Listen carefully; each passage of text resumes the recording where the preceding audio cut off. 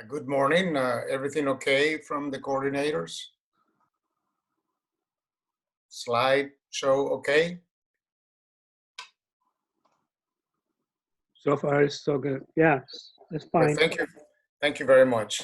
Well, my name is Francisco Pineda, and really what makes me get up in the morning is to offer my clients a solution that will help them achieve their projects safely, on time, and under budget.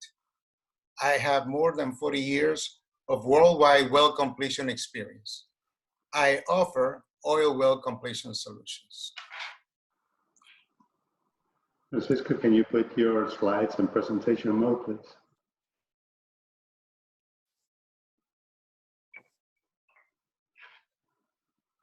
All okay?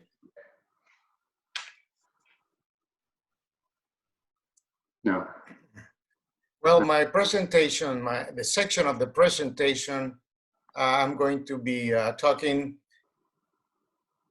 about the U.S. government benefits with relief aid during this coronavirus experience that we're going through right now. Basically, President Donald Trump is committed to supporting small businesses impacted by the coronavirus. That was said March 23rd this year. And I'm quoting, "We are deeply committed to ensuring that small businesses have the support they require." End quote, President Donald Trump. Basically, in this presentation, we are going to be talking about common sense in the workplace, at the house, in the community, some coronavirus guidelines, federal assistance programs, economic relief plan, Texas Workforce Commission, and work in Texas website, and the Texas Unemployment Compensation Insurance, and other things related to that. And that, in a nutshell, is what all of us, the four of us, are going to be presenting. Common sense, definition: sound and prudent judgment based on a simple perception of the situation or facts. It is the natural ability to judge events and events reasonably. Basically, some of the things that the CDC instructed us to follow, giving us the 30-day to slow the spread. It said that, if you feel sick, stay home. If your children are sick, keep them home.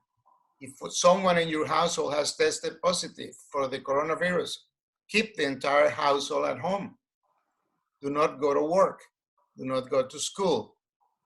Contact your medical provider. If you are an older person, what's older person? I keep hearing 65 and over. Well, I'm old then.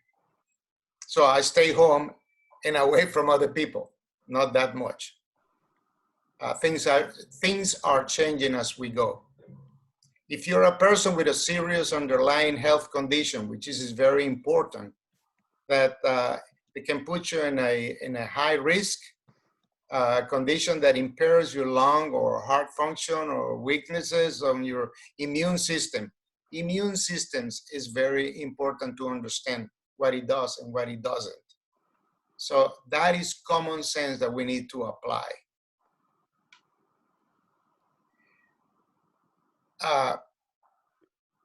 Do your part to slow down the spread of the coronavirus. I think we are doing very well in the United States as far as slowing down this spread. So if you work in a critical infrastructure industry, you are an essential. You have to use common sense and do your best to protect yourself and still be able to go to work. Avoid social gatherings, no more than 10 people. And again, if no more than 10 people, use the common sense instructions that they have given us, and more. Avoid eating or drinking at bars, restaurants, and food courts. Use drive-thrus, pick-up or delivery options. Avoid discretionary travel, shopping trips, social visits, and so on and so forth. Do not visit nursing homes, which this one is a pretty tough one because our people, our family in the nursing homes really need our presence, our care, but then we have to make a decision. Where do we go? Do we visit them and then contage them? So use common sense. Practice good hygiene. Wash your hands, especially after touching any frequently used places, tables, cardboard boxes, and so on and so forth. So avoid touching your face, sneeze or cough on a tissue or on your inside of your arm. Disinfect frequently and use items and surfaces as much as possible. So basically is what I have on common sense. Well, I also went and gathered, said, how long can the virus live in different surfaces? I'm not gonna read them all, but I'm gonna give you some that I think that we touched quite a bit. Well, money, shoot. I don't remember when was the last time I carried coins on me. So, but anyway, the virus lasts 4 hours on that. Cardboards, yes. I'm dealing with a lot of cardboards because we order from different places and they, most of the time they come on a cardboard. And a lot of things on cardboard, so the virus stays there for 24 hours. Another one that we touched quite a bit is probably, well, stainless steel. That's 2 to 3 days. Glass is 4 days. Paper money, well, we use a lot of credit cards now and then. So, and outside of the surgical mask, the outside of the surgical mask, the virus stayed there for 7 days, according to the information I got. So, ongoing initiatives of the federal relief programs. One thing is providing financial relief to everyone, assisting impacted workers, and also they are listening to the small businesses' needs. Ongoing low interest disaster loans for small businesses. This is some of the benefits that we get. Agricultural loan guarantees. The Treasury have delayed the tax filings until July 15th. And they will offer up to $2 million in assistance to small businesses. Well, what they have will be a dollar for dollar tax credit for providing paid leave to employees with some exemptions for those who qualify. But this dollar for dollar, it means that you will have to prove to the bank that the amount of employees, how much they pay them, including the benefits that you usually give them, such as insurance, life insurance, and so on and so forth. And that's dollar for dollar. So if you are a company that has a payroll of $100,000, they will assist you with $100,000. But if at the end of the 8 weeks, you do not use the $100,000, you are expected to return the balance. President Trump and his administration, they're meeting regularly with listening to the concerns of small businesses. I know that for a fact because it has happened in my place of employment. We were able to continue working with the essentials from the get-go until still today. President Trump is working with Congress to pass more relief. I think if I heard correctly last night, they're looking for stage 4, $2 to $3 trillion. I'm not quite sure how many trillions, but they're looking for ways to do that. Now, going into the economic relief and the stimulus program, you will see that there is a link there where you can find the information. Initially, this help started with $2 trillion for a stimulus package. And I think by now everybody knows, or almost everybody has gotten their stimulus.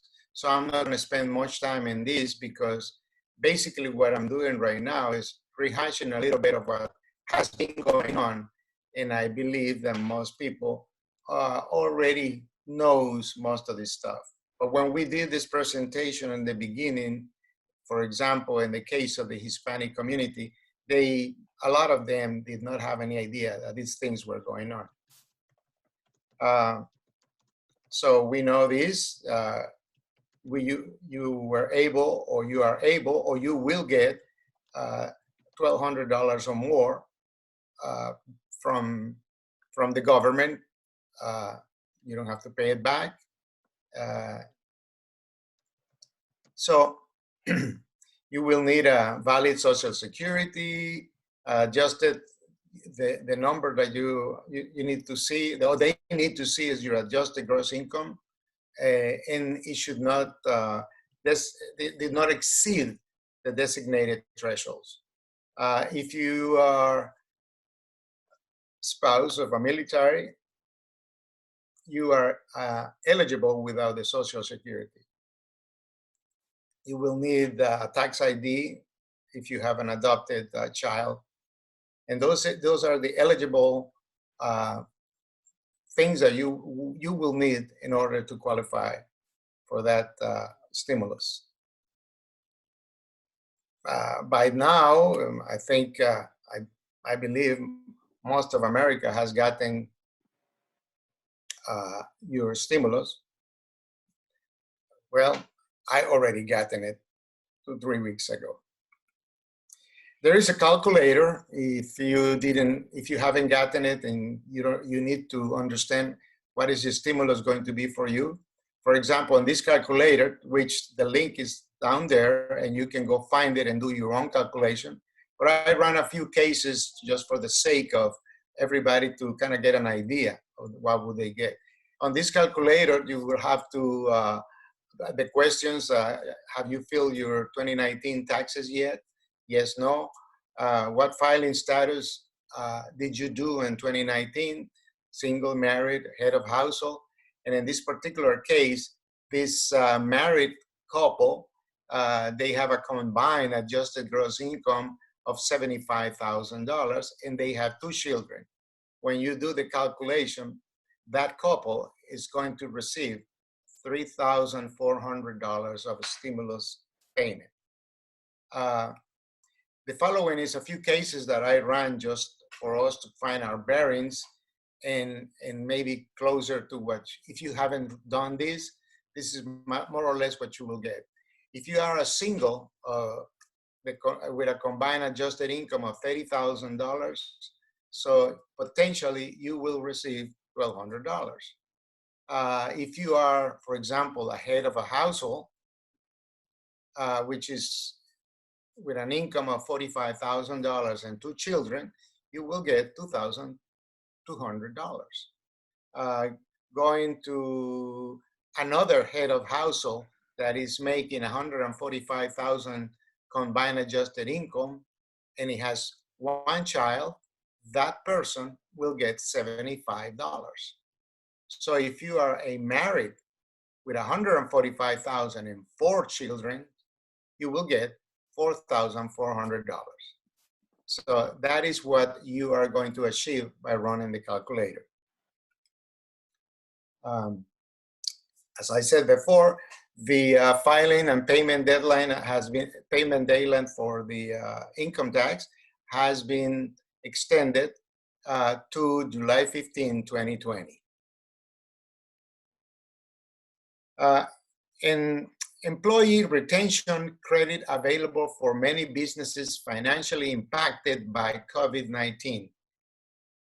In yellow, I have qualified what that is. The employee retention credit is a refundable tax credit against certain employment taxes equal to 50% of the qualified wages an eligible employer pays to employees after March 12, 2020, and before January 1st, 2021.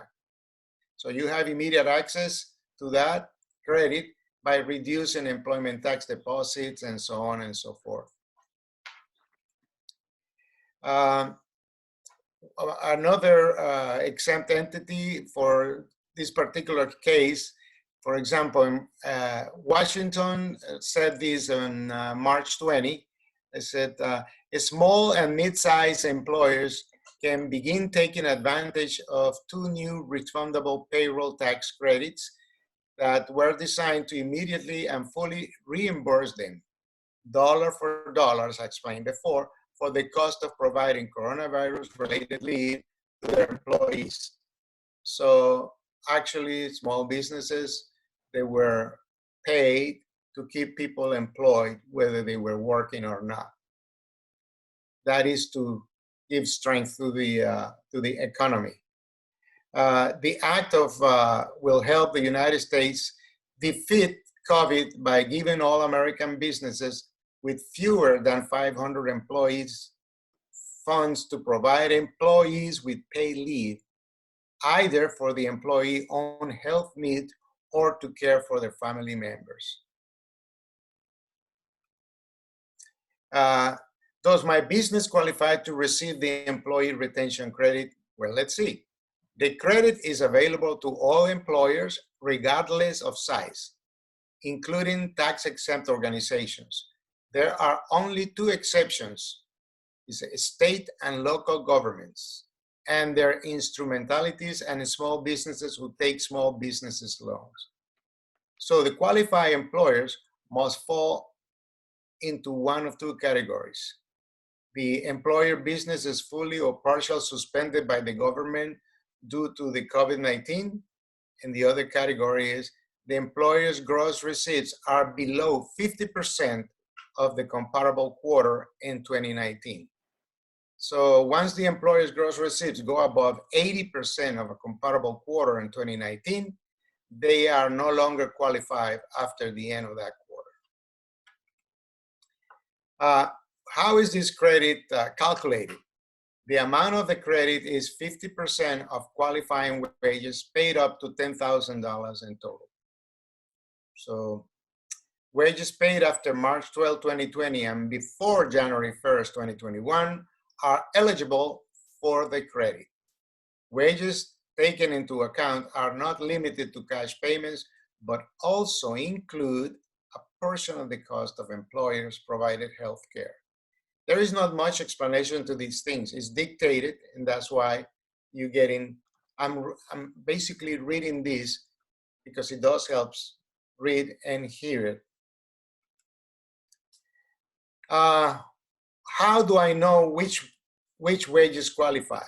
Well, employers with less than 100 employees, for example, if the employer had 100 or fewer employees on average in 2019, the credit is based on wages paid to all employees, regardless if they work or not. Employers with more than 100 employees, if the employer had more than 100 employees on average in 2019, then the credit is allowed for only for wages paid to employees who did not work during the calendar quarter. Am I eligible employer? How do I receive my credit? Well, employers can be immediately reimbursed for the credit by reducing the required deposits of payroll taxes that have been withheld from employees' wages by the amount of that credit. Eligible employers will report their total qualified wages and the related health insurance costs for each quarter on their quarter employment tax returns and on Form 941, beginning with the second quarter. So eligible employers can also request an advance of the employee retention credit by submitting Form 7200. So coronavirus-related pay leave for workers and tax credits for small and mid-sized businesses.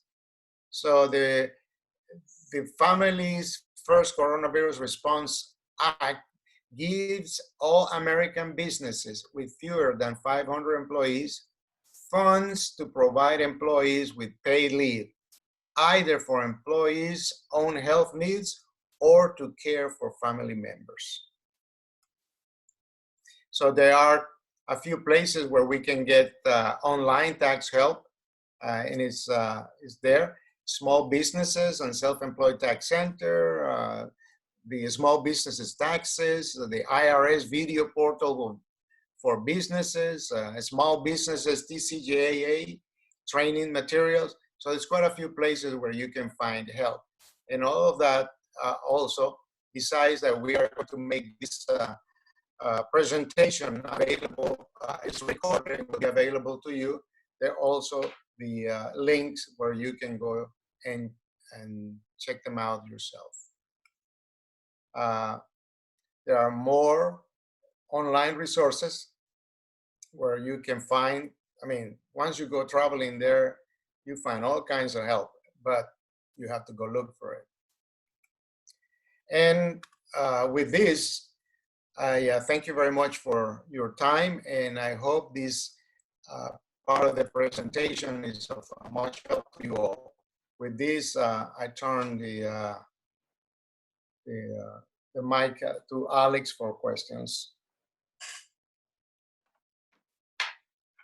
Hello, Francisco. We currently don't have any questions in the chat group. Maybe we'll give a couple minutes, and if not, we'll go to the next presenter. And if there are questions after that for you, we'll address them at the end of the session. Thank you, and I'm going to stop sharing at this point.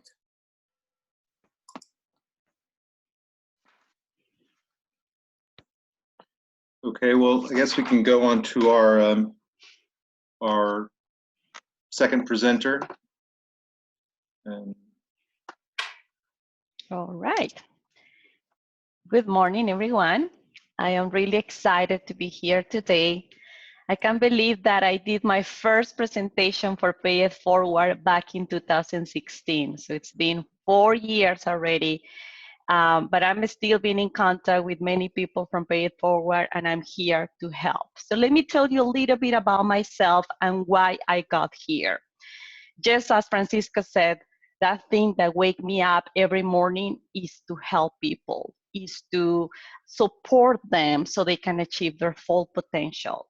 I have more than 10 years of experience designing, implementing, training and development programs for different industries that include oil and gas, manufacturing, transportation, food. And I'm currently working as a career development coach for Workforce Solutions. In this role, I get to help both sides of the workforce system. I work with employers and I help them with their curriculum and training needs. And I also work with new employees that have been hired through one of our programs that is called On the Job Training. So I provide coaching and counseling to help them to be successful in their new career. So for the past few months, during our conversations with my clients, I have noticed a lot of mental health situations, a lot of stress, anxiety, fear due to our current situation. And I feel like, as Carlos mentioned at the beginning, you know, this crisis is an opportunity for all of us to redefine ourselves. So I had to go back to my previous experience as counselor in Colombia and get some of these strategies and techniques so I can help my clients to cope with stress and to manage their mental health. So just to make sure, this doesn't represent psychotherapy or counseling. These are just some recommendations that have been helping my clients and have helped myself.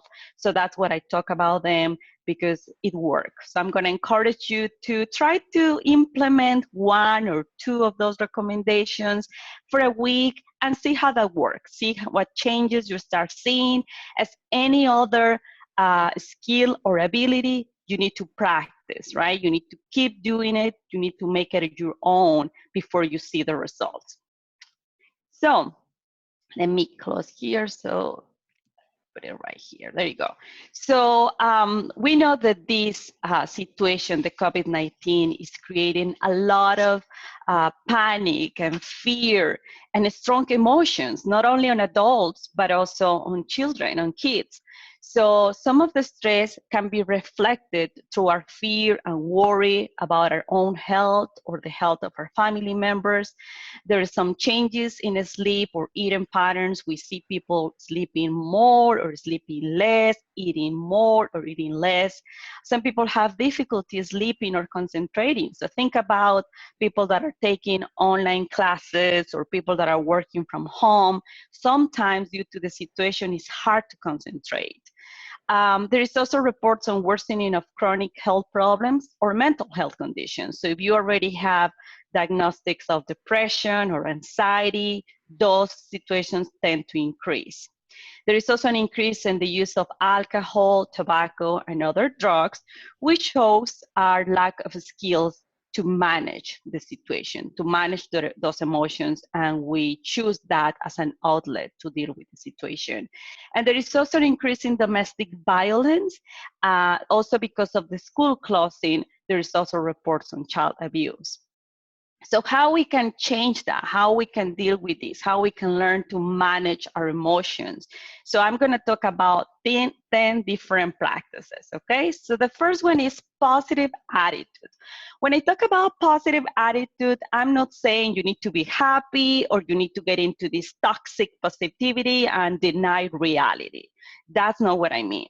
Positive attitude is to be able to recognize your feelings, your emotions, your negative thoughts, disengage from those and try to find equilibrium. And I'm going to tell you some techniques to do that.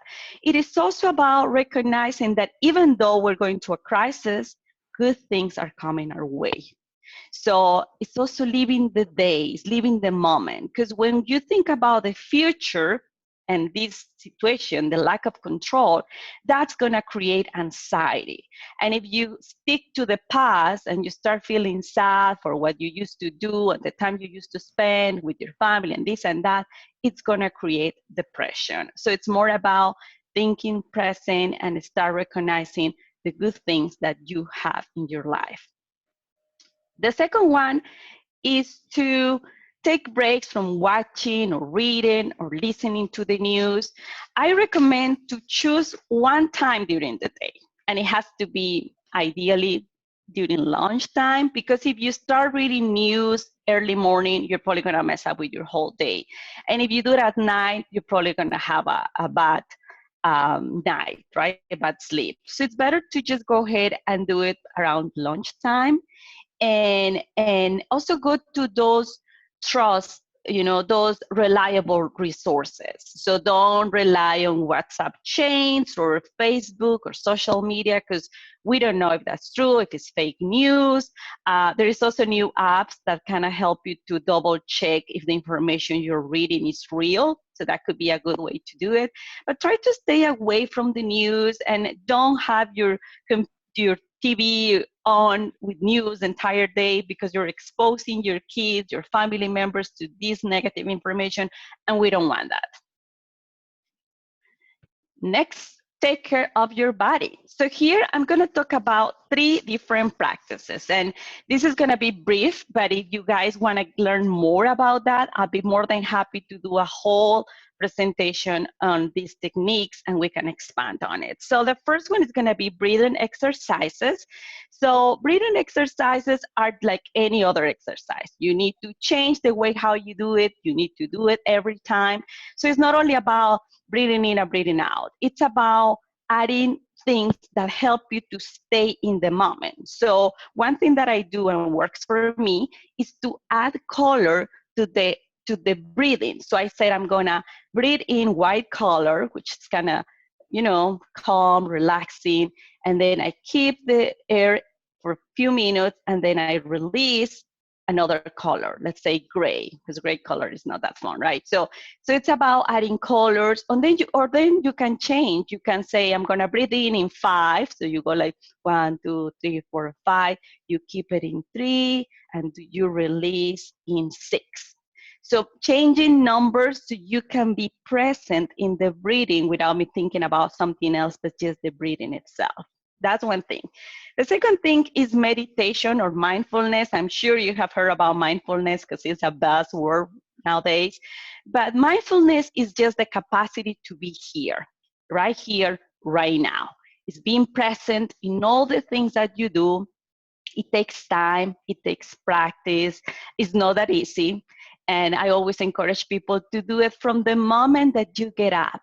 Right when you get up from bed, you sit down in your bed, you take a deep breath, you realize that you're alive, you're alive. Then you go and take a shower and you start feeling how the water touches your body. You feel the temperature. Then you put your clothes on and you feel the textures, and you are right there seeing how you put your clothes. And then you go and have breakfast and you taste every single flavor. You feel the sweetness, the saltness.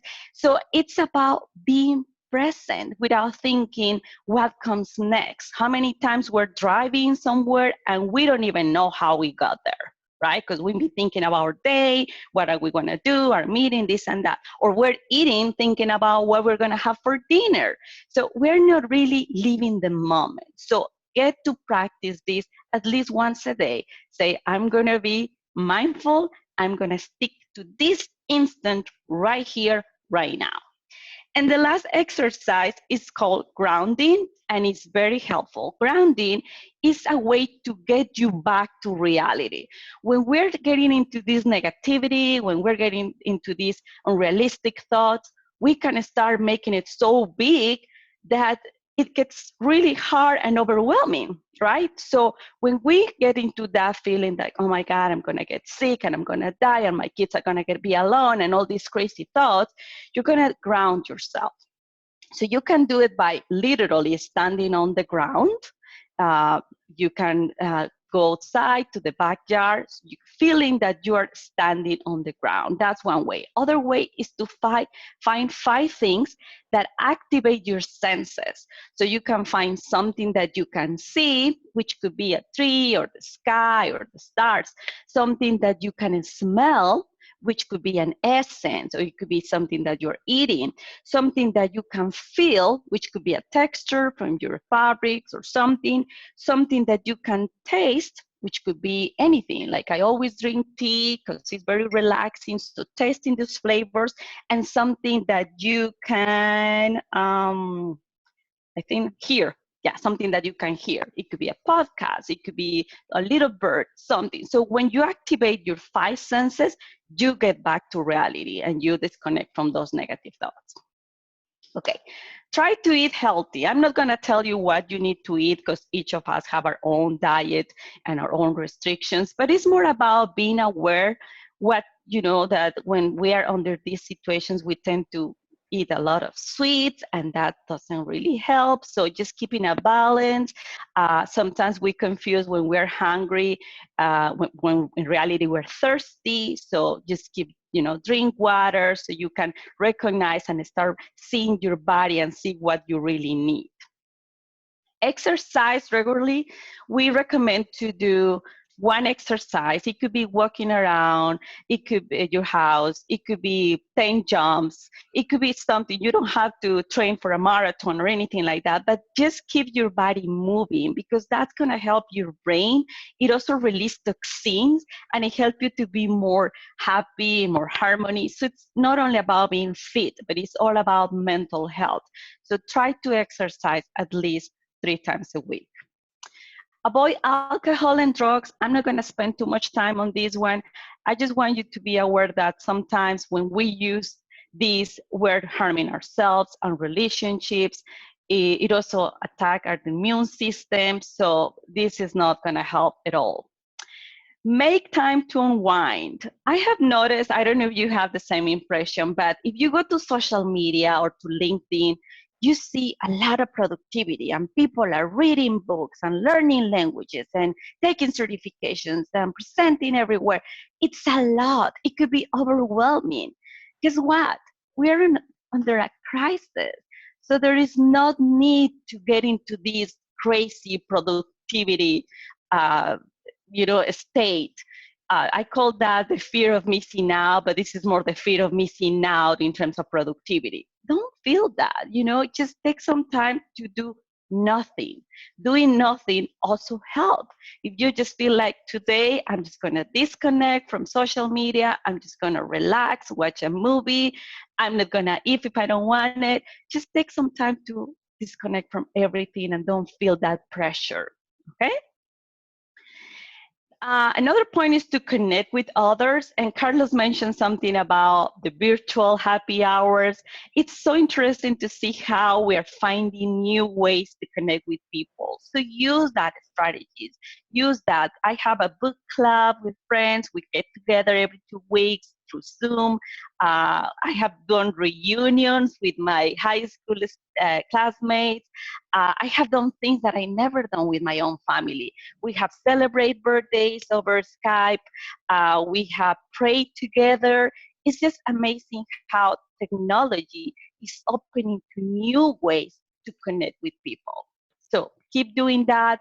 Call those friends, call a neighbor, ask people how they are doing. There's so many ways you can continue connecting with people.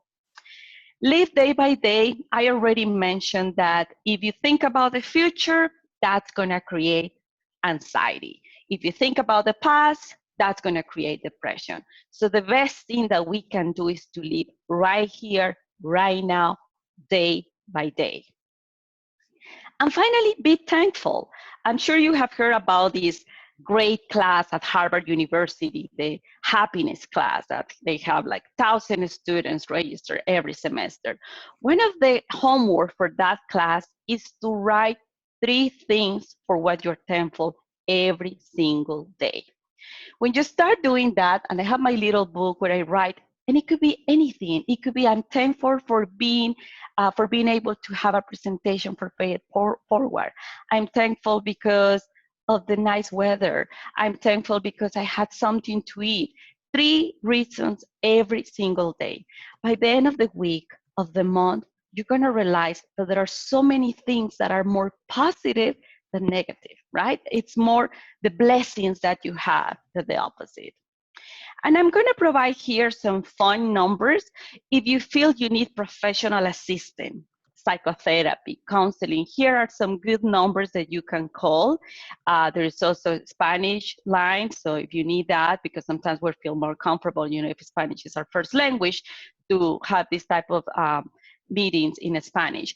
So I don't know if you have any questions. I'm just going to leave it on here for a little bit to see if there is any questions.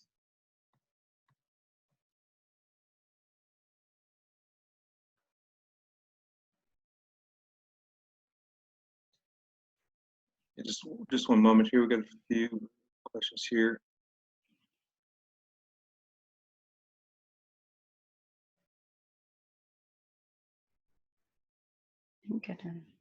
I'm gonna stop. This is from Subhash. It's jumping around here on the screen. An excellent presentation. I would like to see your take. I'd like to see your take care of your body presentation sometime. Sure, I'll be more than happy to do just 1 hour presentation. Salim, we can coordinate something so we can expand on those exercises. But I would really encourage you for now, try some of those recommendations that I gave you. Try 1, try 2, and see the results with time.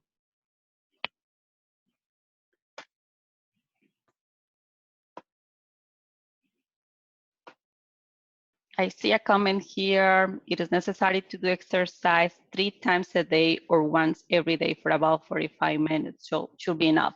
Yeah, even half an hour. If you walk around your neighborhood, that's going to take probably half an hour. You can do 2 times, but it's just to keep your body moving. So there's a lot of Zumba, dance classes every night. So that's also a good way to exercise because you're just dancing, but at the same time you're exercising and you don't feel it. You just feel you're dancing. So those could be good ways to do that too. Yes, I see a comment. We have to remember our past to guide our future, perhaps not dwell into them too much, but remember that. Yeah, we definitely, our history is combined of past, present, and future. But what I'm trying to say here with COVID-19 is that sometimes we stick to what we used to do, our last normal. You know, I remember when I used to spend so much time with all my friends and going to concerts and do it, and instead of living our moment. So we don't know what's going to happen after. So we cannot even be sad, oh, I will probably won't never go to a concert anymore. We cannot think about that because we don't know what's going to happen. So yes, we need to recognize our past for sure. But right now it's more about living the day, living the moment. Any other questions or comments? If not, I'm going to stop. All right. Good morning, everybody. My name is Michael Gutierrez. I am with Workforce Solutions. We are an arm of the Texas Workforce Commission. I've been with the organization going on 11 years, and in my current role, I'm a special projects manager that's in charge of building projects throughout the community, using the resources from the state and federal government to upskill employees. We're also a part of the arm of the Texas Workforce Commission that takes a look at helping employers hire individuals. There's moments where we have to help employers furlough or lay off individuals, and we're looking at streamlining the process to help individuals that are going through layoffs land a job even before they hit the unemployment line. One of the things that really gets me motivated and passionate about what I do, I grew up in this area. I live in this area. I'm very passionate in the sense of I have family members, I have future children that will be working in this area. And it's important for me to ensure that the economy and the employers in our area are thriving. It's also important to me that any employer that looks at Houston or our local community as a potential landing spot, we have all the resources available to make them comfortable to choose the Houston, Gulf Coast, Galveston area over any other area in the country. So that's what my job entails. And when I was asked to be part of this conversation, I was really excited. I've heard a lot about Pay It Forward. I think when we first started getting involved with Pay It Forward, it was around the time the oil and gas had seen some major changes about 5 or 6 years ago.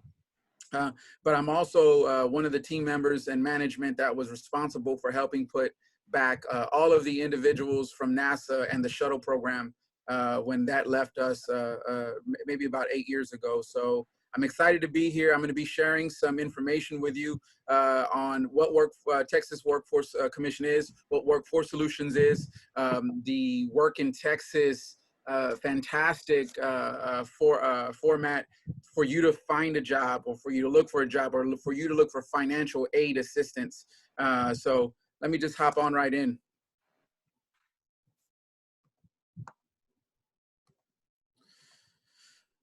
The Texas Workforce Commission is, of course, a state agency charged with overseeing workforce development services to employers in the state of Texas.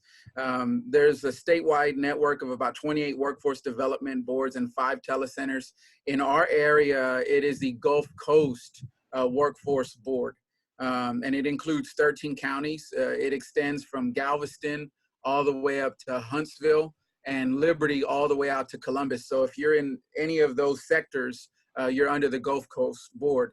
Now, we're not alone. The workforce partners, they include the community colleges, they include adult basic education providers, local independent school districts, economic development groups, businesses, and other state agencies, like our VR team that is responsible for helping individuals with disabilities. It's called vocational rehab. One of the very key components that I'm going to be driving throughout the presentation is the need to register in workintexas.com. Workintexas.com is the premier job board in the state of Texas, especially when you're looking for local work or employers looking for local talent. As you can see, we took a snapshot a while back. We can average over 1,000 jobs posted in a day.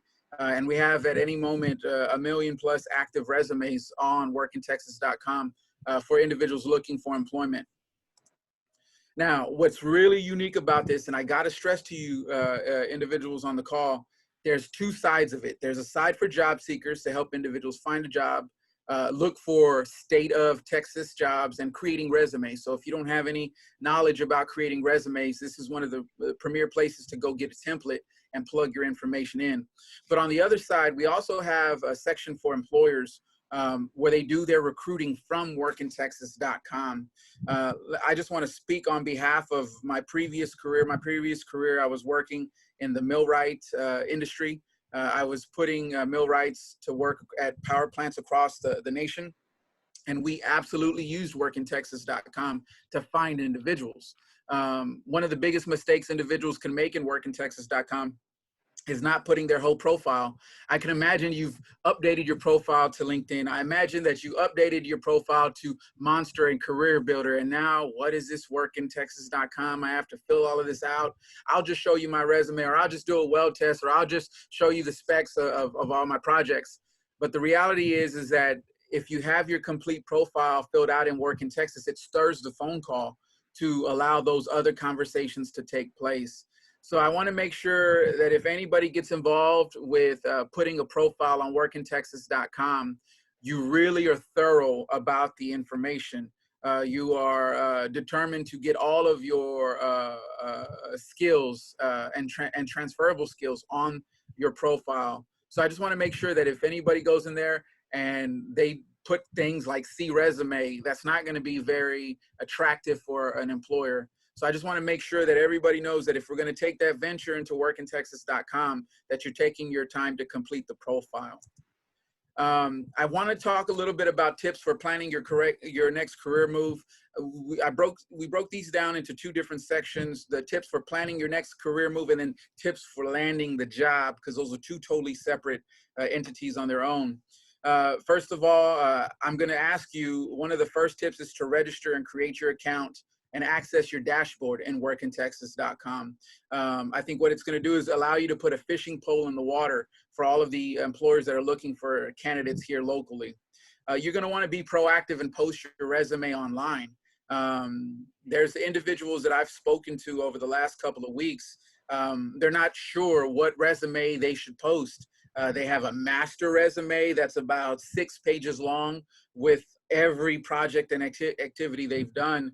So which resume do they use? And I'm a big fan of sports, and I remind them, you do not want to talk about what you're so great at third base if the employer is looking for a first baseman. So you want to make sure that whenever you're posting your resume to get attention, you're going to want to focus on what resume is most relevant to that job description. You're also going to want to make sure your resume is posted somehow on LinkedIn. Putting information on LinkedIn is one of those prime places. Look at getting training in your area, online or through financial aid. When individuals go through the unemployment process and they're on unemployment, they qualify for funding to allow you to get certain training. So maybe there were some certifications that you needed and you didn't quite have yet, or you're in the process of getting them at your employer.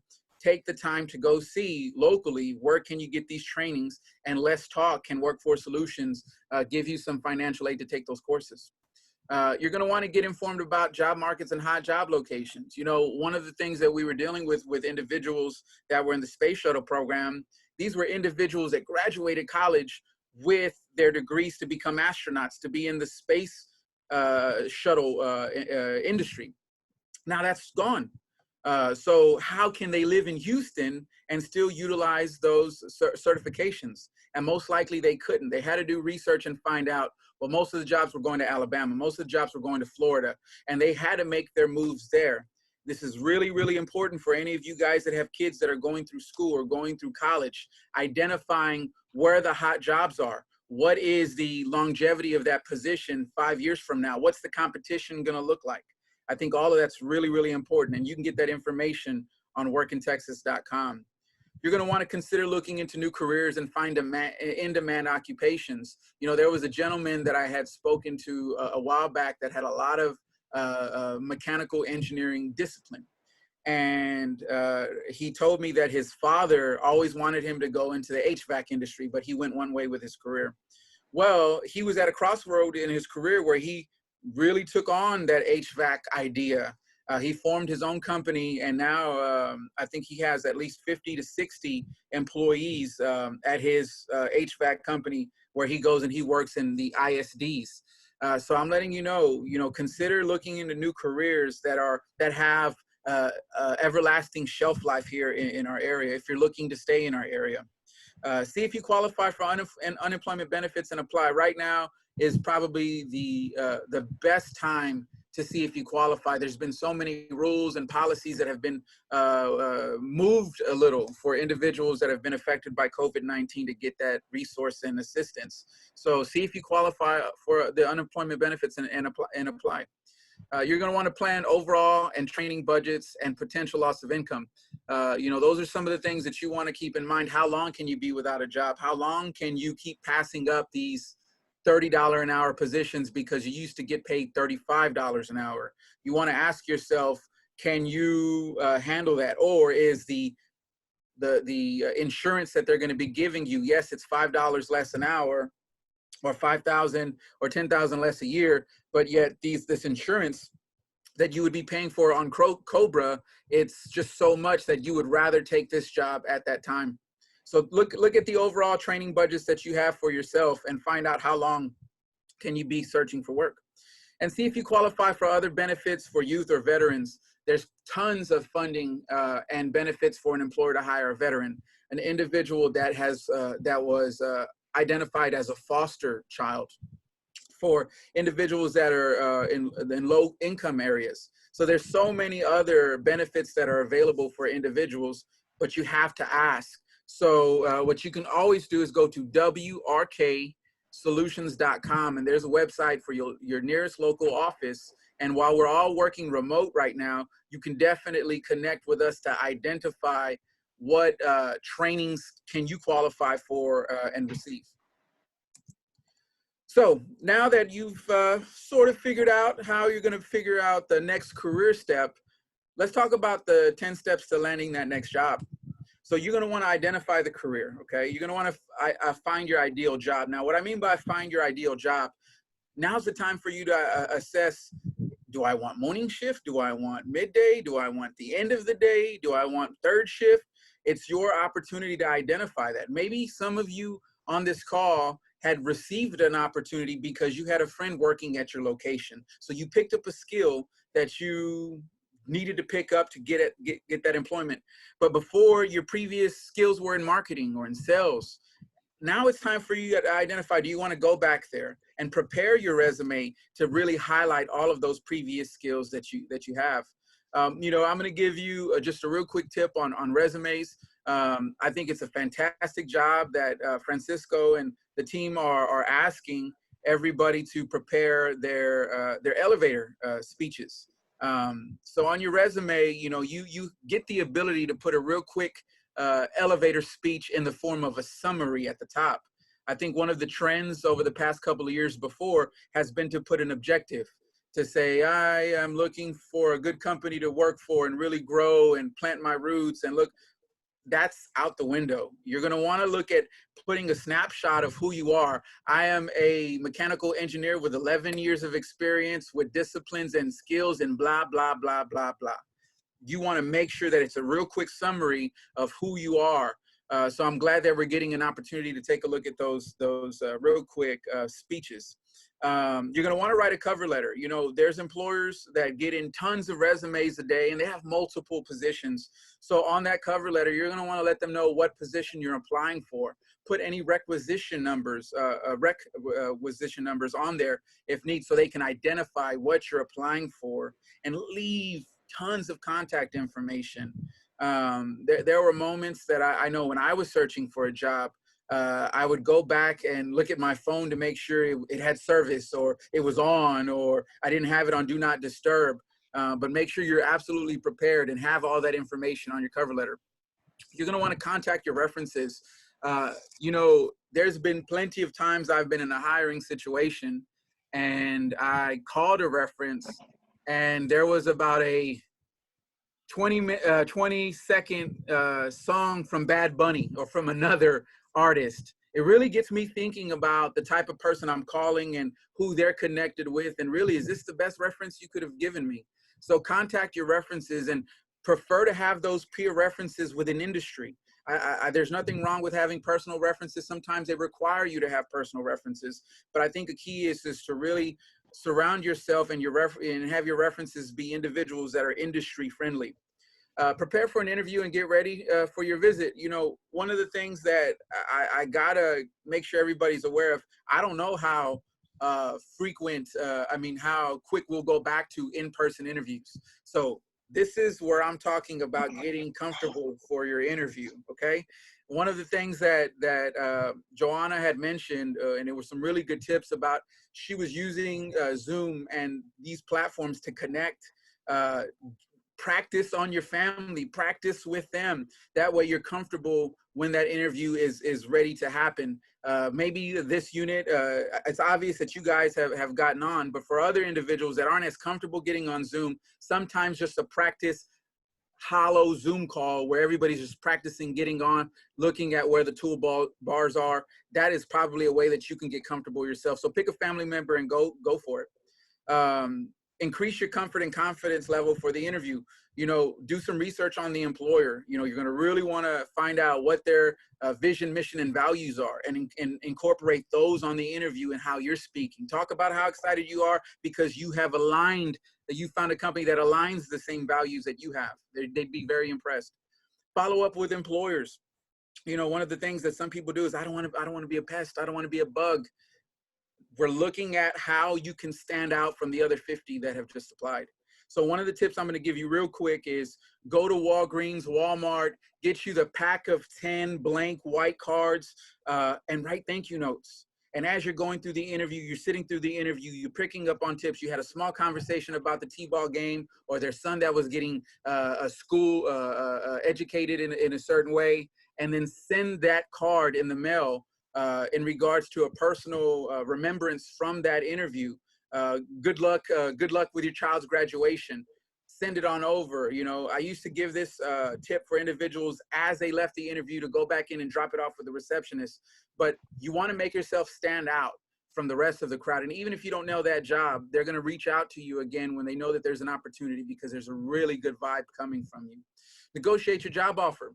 Negotiate, and it's just not about pay, it's about schedule. It's about, hey, I have to pick up my wife at 4:30 because we're sharing a car right now. Negotiate your job offer. There's nothing worse than getting in a job and trying to make up what you need to do to get in that role. So negotiate it.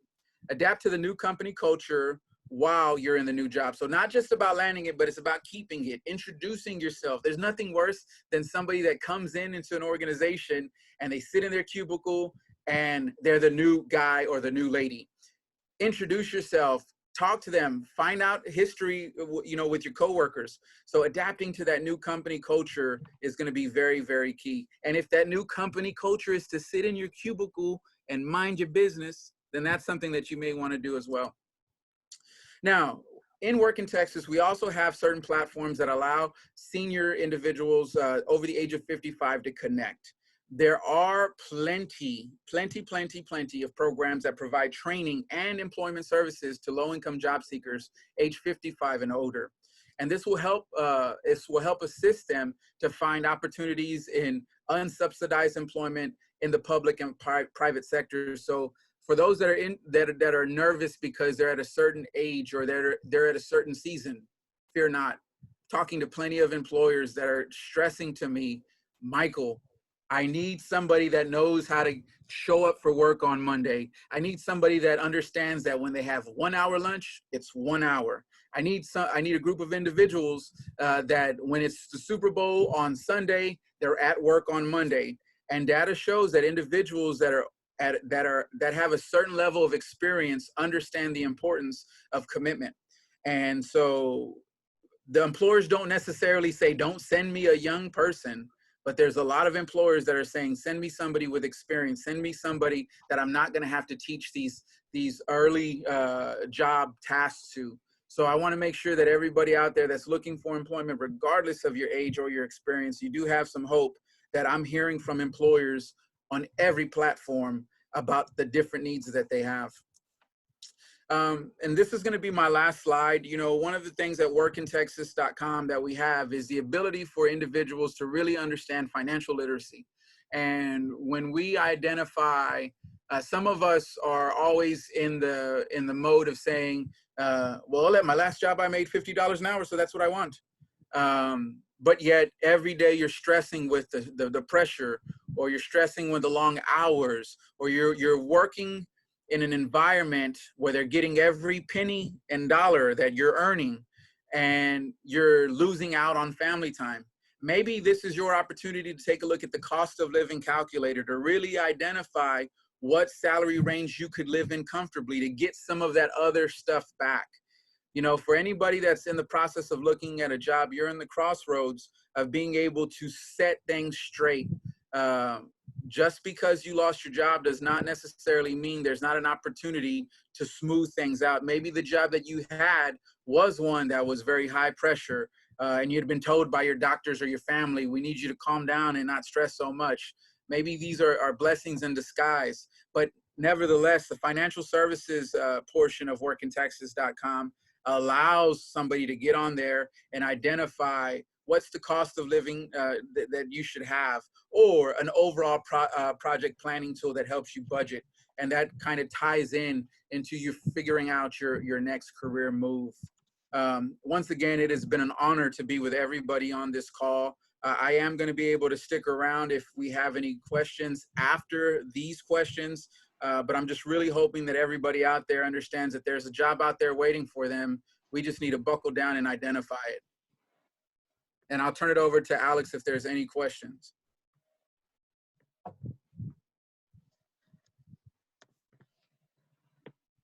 Yeah, I'm just looking, there's quite a few comments in the chats, I think from previous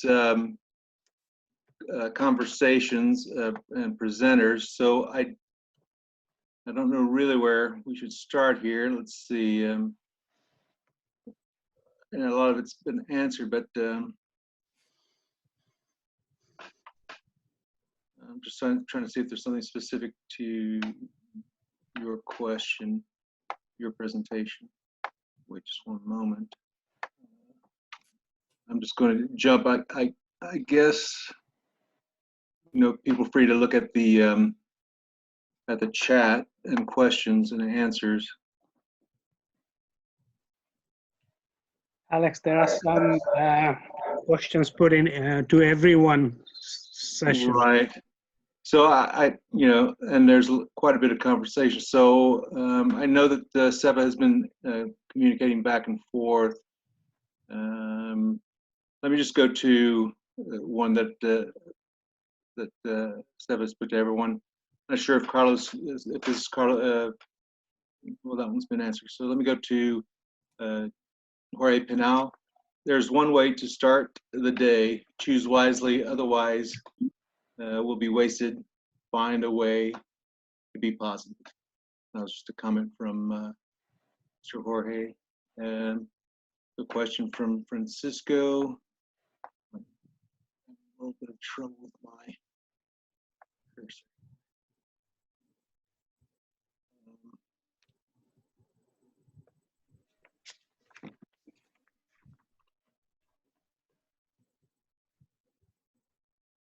A lot of these are comments, but here's one for a question for Michael from Eric Francisco. Comment on reduced hours.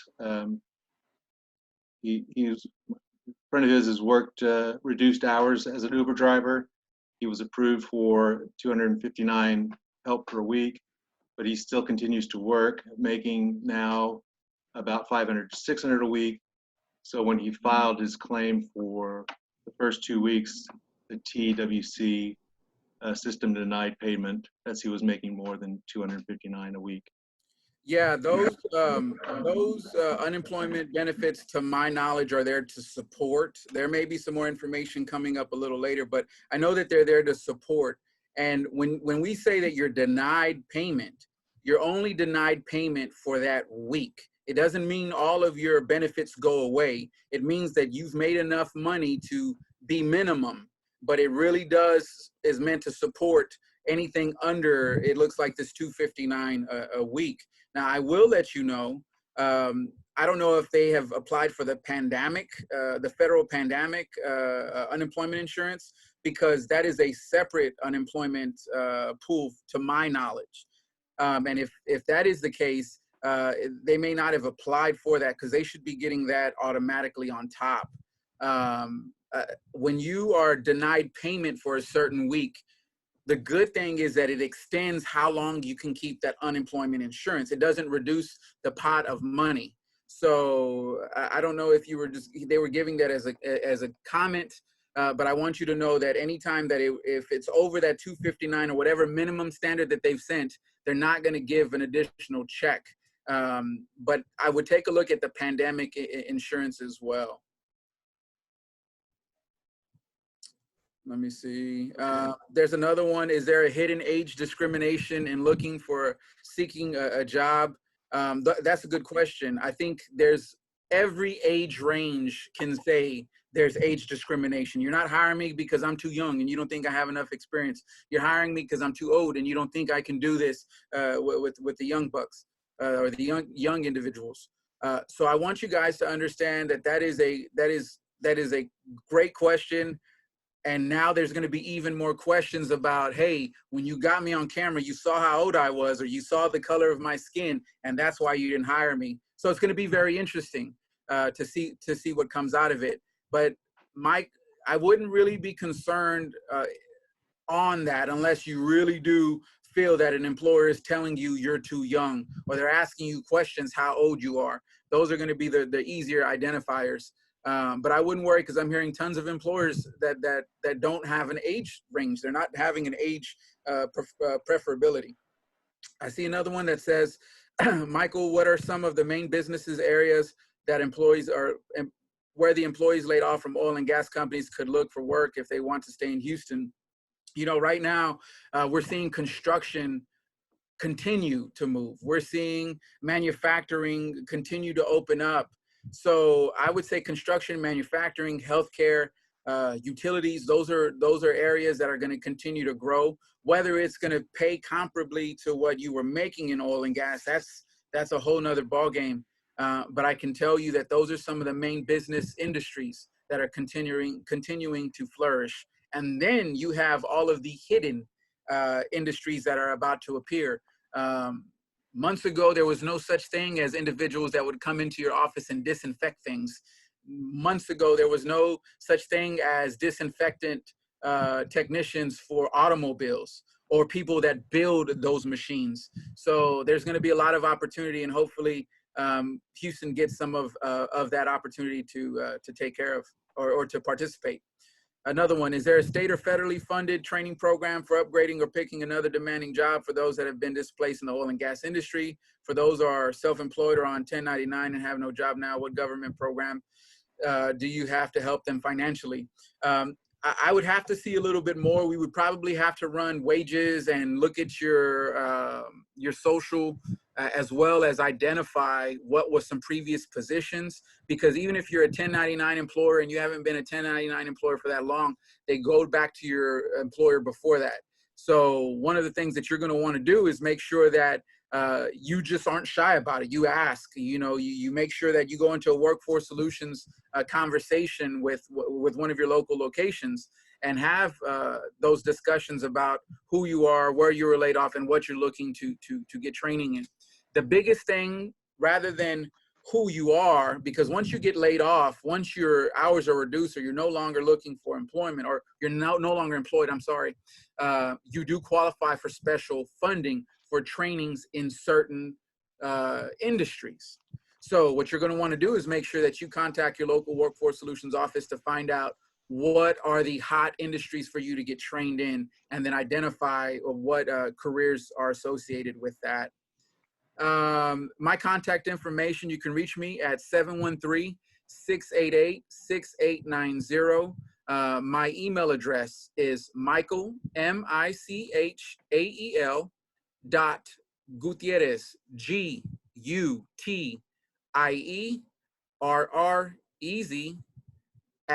@WRKsolutions.com. And I see some of you are requesting me on LinkedIn. Awesome. That's a great way to take a look at it. How do you apply for the pandemic benefit? I thought is all in one. To my knowledge, I don't know if it's all in one now, but I know from a personal family member, they had to apply for pandemic insurance through another phone number. We handle workforce solutions, unemployment insurance, but if you email me, I can definitely get that information to you. Yeah, Michael, we got one from Morris. He's stating here that he cannot apply for benefits online, probably since I have not earned income since December 2017. Mm-hmm. I have been trying to call for several weeks with no success. Is there another way to reach TWC, such as email? I think that I am eligible for 600 weekly supplement. Yeah, if you want to go ahead, there's a couple of UI emails through TWC. If you want to go ahead and email me, I'm adding my information in the chat room for everyone to see. Just to honor everybody else's presentation time, feel free to email me and I can get those requests on over to you individually.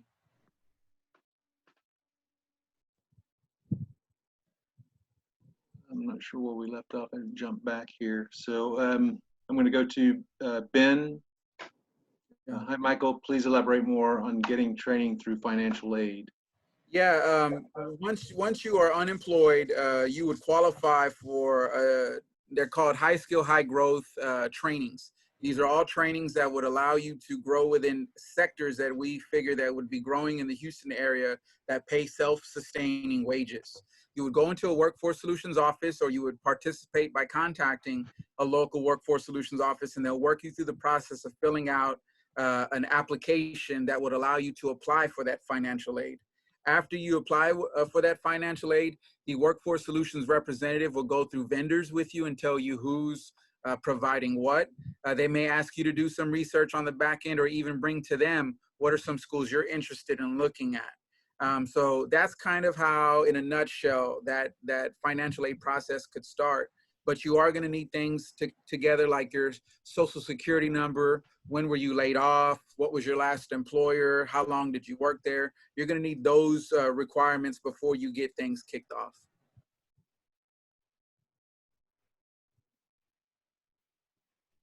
One more from Morris here. Are workforce solution office open? If not now, when? Yeah, we're looking at a mid-June opening to the public. Right now, what we're dealing with is finding ways to make our offices safe with social distancing. Since some of our offices on a single day can get over 800 individuals, you know that's going to be the breeding grounds for some dangerous stuff if we don't do it right. So one of the things that I want to ensure is that you know that we are able to connect right away if you were to call one of the local offices, and you can handle things by the computer or over the phone right now. So I just want to make sure that everybody knows that while you physically can't walk in to an office, which may be for your own benefit, you still can contact us, but we're looking at an opening sometime in the middle of June.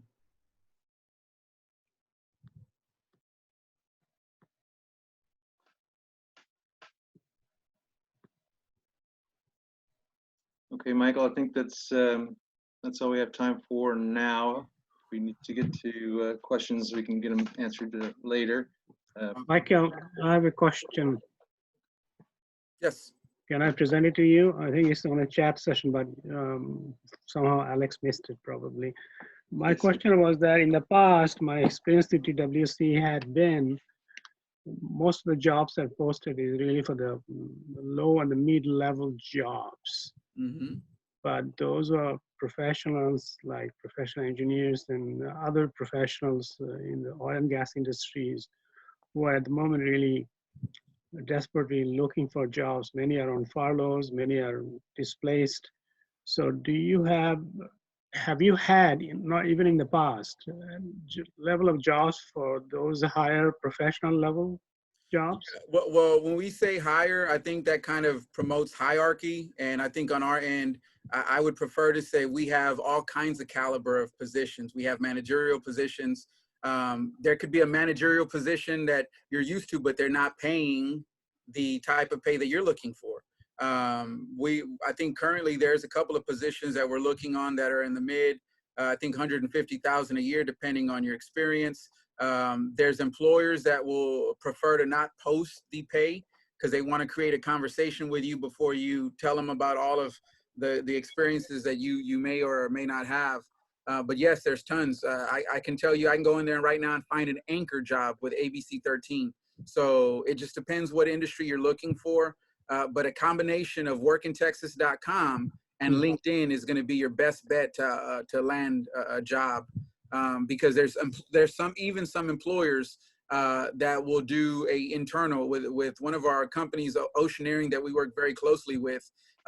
They don't post their positions, their higher end positions, the positions that require a senior type level of experience. They don't post those on workintexas.com. There's some employers that will post on workintexas.com to make sure that they get the exposure that they need. But my suggestion to you is that if you're looking for a very extreme type of higher level position or a technical position, it would be to use Work in Texas and LinkedIn. Work in Texas and LinkedIn both. Is that what you're suggesting? Correct. Yes, sir. Okay. Michael, did you say your phone number is 713-688-6890? You got it. Okay, got it. Okay, and we may have other questions later on. Thank you so much. No, we have plenty of time, actually, Alex. So anyway, I think if there's no other questions from anyone else at this time, we can move on to the next speaker, probably, right, Alex?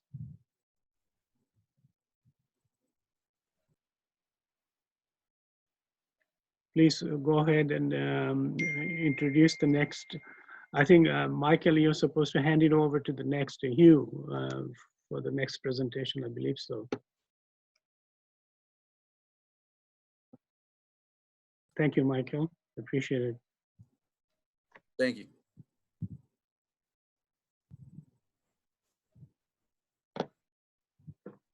And our next speaker, Hugh Gomez, will be with us shortly. Thank you. Can everybody hear me okay? Yes. Well, good morning, everyone. Thank you very much for this opportunity to be here. I'm highly thankful to Pay It Forward Networking Programs for having me here. I'm also highly thankful for the subject we're discussing. I think is very relevant given the conditions and the times we're going through. Our colleagues did an excellent job at bringing up a lot of the issues that are in many of our minds that we're worried about at the moment. And certainly my intention here is to also expand on those subjects, particularly on the areas of unemployment insurance. When it comes to unemployment insurance, I think I would argue that is probably one of the subjects that is one of the most important subjects right now, because it basically highlights the necessity to provide a personal solution that is sustainable. That is something that is a resource that is there for you, that you will be utilizing irrespective of the situation. So as such, I'm intending to be a little bit maybe more critical, although I know that there's a lot of positive information that we are sharing with the audience. But I'd like to be a little bit more critical and look at things from a 30,000 meter view. As far as myself, I am a petrochemical consultant. I am part of a group of, I'm an engineer, I'm a civil engineer. I have lived most of my adult life here, worked for big EPC, global companies, EPC, engineering, procurement, and construction companies. And at the present time, I'm helping as a consultant companies that are choosing on capital projects, strategic projects globally to choose technology and to select the right EPC company. That is my consulting job as we speak. I have been active in business development. I've been active in operations, project management, and of course in technology. So I've been trained for a few different technologies that I know. And so as such, I try to give light to the ideas and the selection of a specific assets for investors, the big companies that are intending to do so. But let's talk about that's professionally. Let's talk about the personal stuff. As far as personally, what gets me up in the morning, what gets me going is basically three things. The first thing is pursuit of happiness. How do I pursue of happiness? I know it's a personal thing, but I deeply believe in the flow of energy that comes from the body to the mind and to the spirit. Whatever that means to every one of you, I do. I, for example, try to run every day, 3 to 4 miles, because it keeps my body going, keeps me healthy, keeps me feeling good about myself. I try to learn something new. I keep my mind active. And I have faith. I'm a Christian person. I pray. So I think as long as I have those three aspects of my life going, I'm doing well. Another aspect of myself is I try to be a positive influence. That is one of the reasons why I'm here, because I want to be able to highlight some of my thoughts, some of my remarks, and make you think. I highly agree with the fact that our previous colleague was saying, Joanna Lopez, about being mindful and being present. We live in a world that we don't take time to be present. We are thinking about the next step, or the next 3 steps, or the next 10 steps, where we're not present. We're not enjoying the moment. So learn to live the moment is important. And also learning something new every day. There's so many things that you can learn. I cannot imagine or conceive a life without learning something new every day. So I think those are important aspects that we all have the opportunity to embrace and to live. And so we should take the time right now, given the conditions, to do so. Studying the subject, I'd like to highlight some of the information and give you some statistics. Again, I don't want to sound extremely positive like everyone has, just because I have you in my mind. And what that means is that the information that we present here is meant to be helpful, to be used. But I think in many ways is finite. All of these programs, all of these tools are extremely good, particularly those like Work in Texas, Workforce Solutions offer incredible tools for you to be able to inform yourself, to educate yourself, and to apply to different things that are available, programs and things that are available. So I will reiterate the thought that, as Michael was saying, that you have to embrace the tool. You have to develop your dashboard. You have to enter all your information and be able to access that's the system, the information. No different with what I'm going to tell you here in the unemployment information section. As a general comment, I can tell you that a lot of the information that I put together here, it basically comes from 2 different documents. All you have to remember is the unemployment information website, which you will see shortly. You remember that, and then everything else that you need will be available for you. There are 2 particular documents which this information is based off. One is the tutorial to apply for benefits online, Texas Work Commission. That's one document. And the second one is the Texas Unemployment Handbook. I guess once you apply to unemployment, they'll send you the handbook to be able to give you details about the program. That's it. Those 2, the first one, the tutorial one, is very good because it walks you step by step and all the things you have to do in order to not make mistakes and to be able to apply and get the maximum benefits that you're supposed to get from the system. When we talk about unemployment, I think it's one of the most important sections and one of the most important things that we have to consider here in order to embrace our basic tools to be able to help ourselves. What I wanted to bring out to you is that what we're experiencing here is not necessarily with the pandemic, it's not necessarily a health crisis, but is an economic crisis. The things that have been happening are showing us that we were expecting a recession and more of a depression type of situation.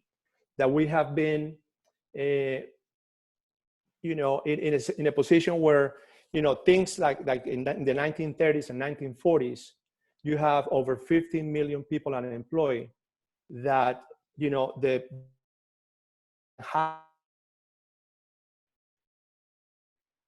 right? And something like that hasn't happened since then. It's happening again. Okay, let's look at the record. For example, the unemployment rate as of the end of April 2020 is 14.7%. Okay, the price of oil, WTI, is $24.74. Who would have thought? Everybody thinks about oil and gas, petrochemical sector, how bad it has been affected. Well, it's been affected because at one point it was $124. Now it's $24.74. For many reasons, many dynamics that are taking place in the world. Price of gas, $1.82 per million BTU. I remember about 6 years ago giving a presentation to a group of executives for a company that I was representing.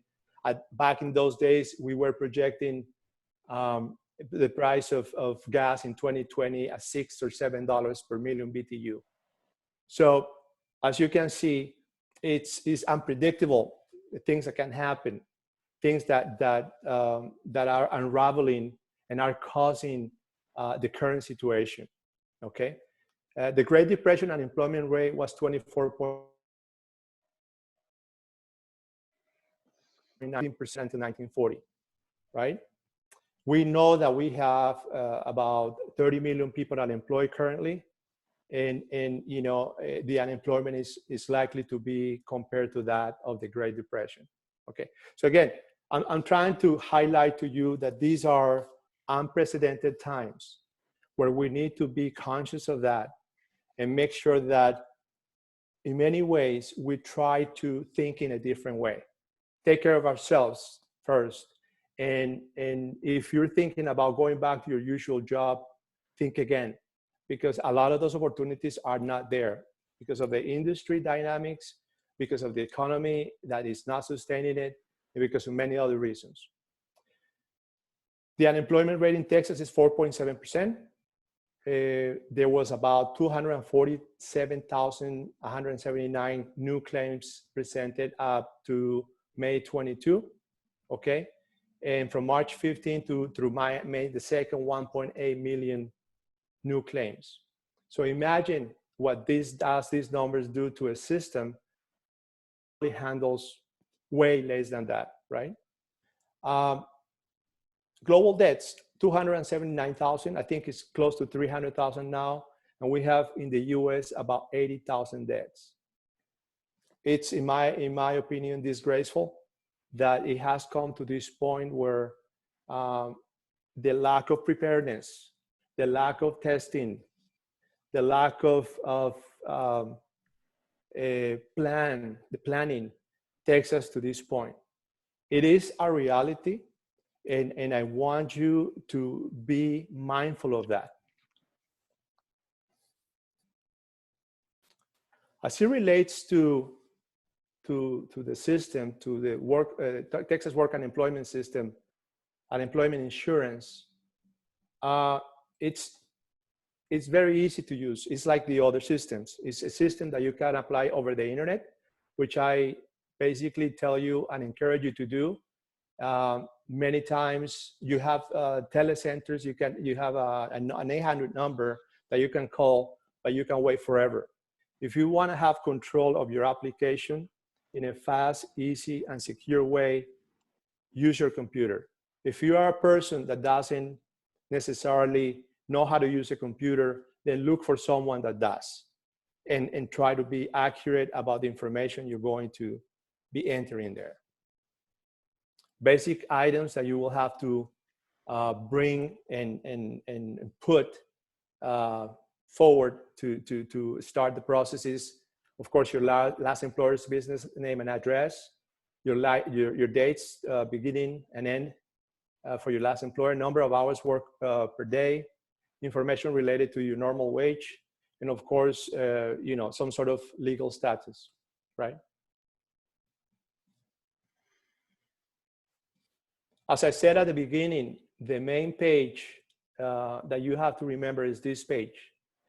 From this page, you will have the center of gravity of all the information that you need in order to apply, in order to create a login, in order to present your basic information, and in order to understand your eligibility, right?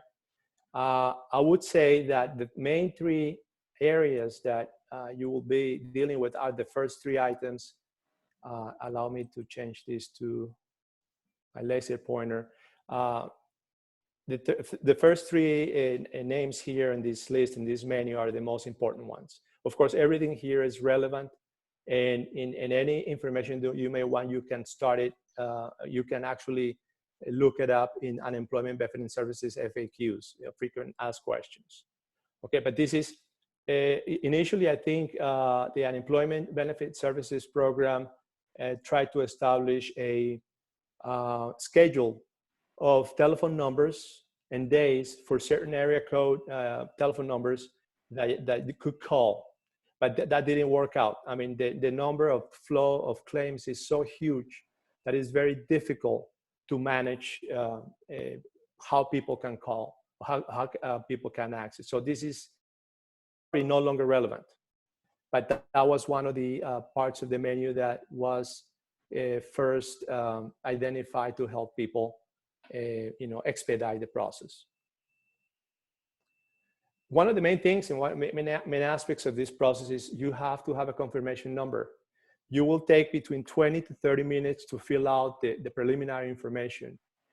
Do not stop until you get a confirmation number, because otherwise you would have lost all the information that you entered. Of course, they're looking for truthfulness and completeness. Make sure that all the information is as accurate and truthful and complete as you can. This is a screen. This is what it looks like for your user ID. It's basically like any other website where they want to ask you for your first name, last name, and an email address. Make sure you take time doing this and doing it correctly, because this is where you are going to have the opportunity to put your email, which is going to be a major aspect of the contacting dynamic that will take place between the agency and yourselves. So you do that. Also, make sure that your logon information is accurate somewhere so you don't forget it. Your passwords match, and also set up your security questions, because they want to make sure that when somebody to the system, that the person is you, not somebody else doing it in your behalf. This is a section that is also very important, these initial questions, because they address basically your eligibility to the program, right? General questions as asking you if you have served for the military, or if you have been paid by any other United States federal government program, or if you have worked outside of Texas, you can claim benefits even living outside of Texas. You don't have to be here, et cetera, et cetera. So all these things, take your time and answer those truthfully. The part that was being addressed in some of the questions that Michael was answering regarding the pandemic, and also regarding how much you're going to get. Because remember, This is a system that has been established for some time. You can use it. I have been, I tell you my personal situation. I worked for a German company back in 2016, and I was the director of business development for the technology group. Then I worked for I found another job for a oil and gas offshore company as vice president of business development in 2017. Those were the last two jobs, corporate jobs that I had. Ever since then, I was not able to get back on the workforce for many reasons. And I have probably exercised or done any of the recommendations that Michael gave myself and apply, subscribe, use LinkedIn, use different databases, different services to be able to be relevant.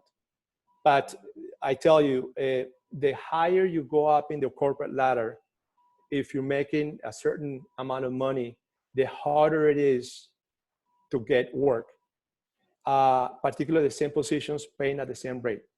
We all know about the shale gas revolution and what that costs, the supply and demand aspects of the sector, and also the trend that we have seen with companies trying to actually hire younger folks, people that would effectively take more responsibility. They will get the salary, but they will probably get paid a third of what those of us used to make when the actual sector was okay. And so I say that because that's important, that's relevant. Time goes by. These initial questions have to be answered correctly for you to be eligible, but also to understand that, as Michael had highlighted, this is a pandemic. This is a special circumstance. This is an unprecedented time.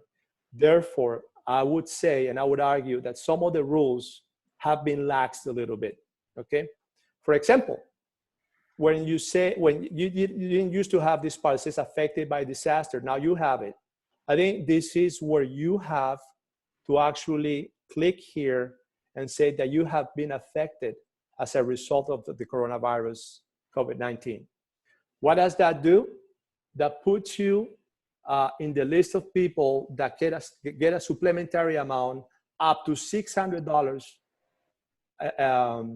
per payment to be able to apply for it, right? It doesn't mean that you're gonna get dollars, but it's up to $600. It depends on the distribution of this funding, the amount of people applying, and what in your particular case you are eligible for. As far as the document, the main document that you need to have is your social security number. Of course, if you have a legal status, you're a citizen, you will have one of these, right? People that don't have the legal status will have an issue because this is a program exclusively for people that have been legally admitted in the United States.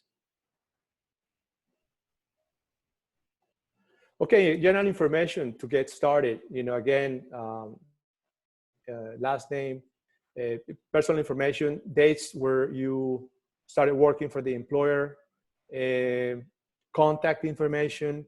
This is also, it has some elements of statistical information, who's applying for what. A lot of these agencies like to keep track of ethnicity. They want to tailor their programs specifically to their regions and to the needs of their particular residents. So this is also important, and I would suggest that you fill it thoroughly. It includes also your Texas driver's license here. Make sure you fill it out completely, and all this information is provided to the system. The more accurate, of course, the information is, the better it is, the more expedited the process will be. And of course, you'll see the benefit quicker on your bank account. One aspect that is very important here too is your choice of selecting whether the Texas Workforce Commission will take about 10% of what is going to be given to you as a benefit payment towards taxes or not. This is something that you can actually choose from the very beginning. I would suggest, I mean, there are cases, I mean, there's no set pattern or you don't have to do this or that. You basically have to see what's your need. You may be able to say, hey, I'd rather just leave it for the end of the completion of the amount of money that was approved for me, and then I'll pay it at the end of that year or when you do your taxes, or because probably you need the money, the extra, the 10% may be needed for you right now. So the commission gives you the choice to pay the taxes as you go or at the end. Another very important screen of the process, which by the way, the tutorial that I mentioned at the very beginning of this presentation provides all this information in detail. So you don't have to remember anything.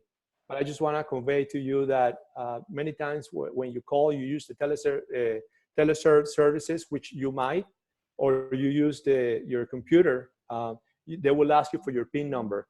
Of course, make sure you never give your PIN number to anyone other than yourself. As far as the payment options for this help, you will always, as a new claimant by default, will get a debit card with the amount of money, unless you want to provide your bank account and direct deposit be in effect. I think this is one of the fastest, quickest, and nicest ways to get the money because I had the opportunity to use it, and the direct deposit always worked fine. Again, remember, this is an ongoing process. I mean, this particular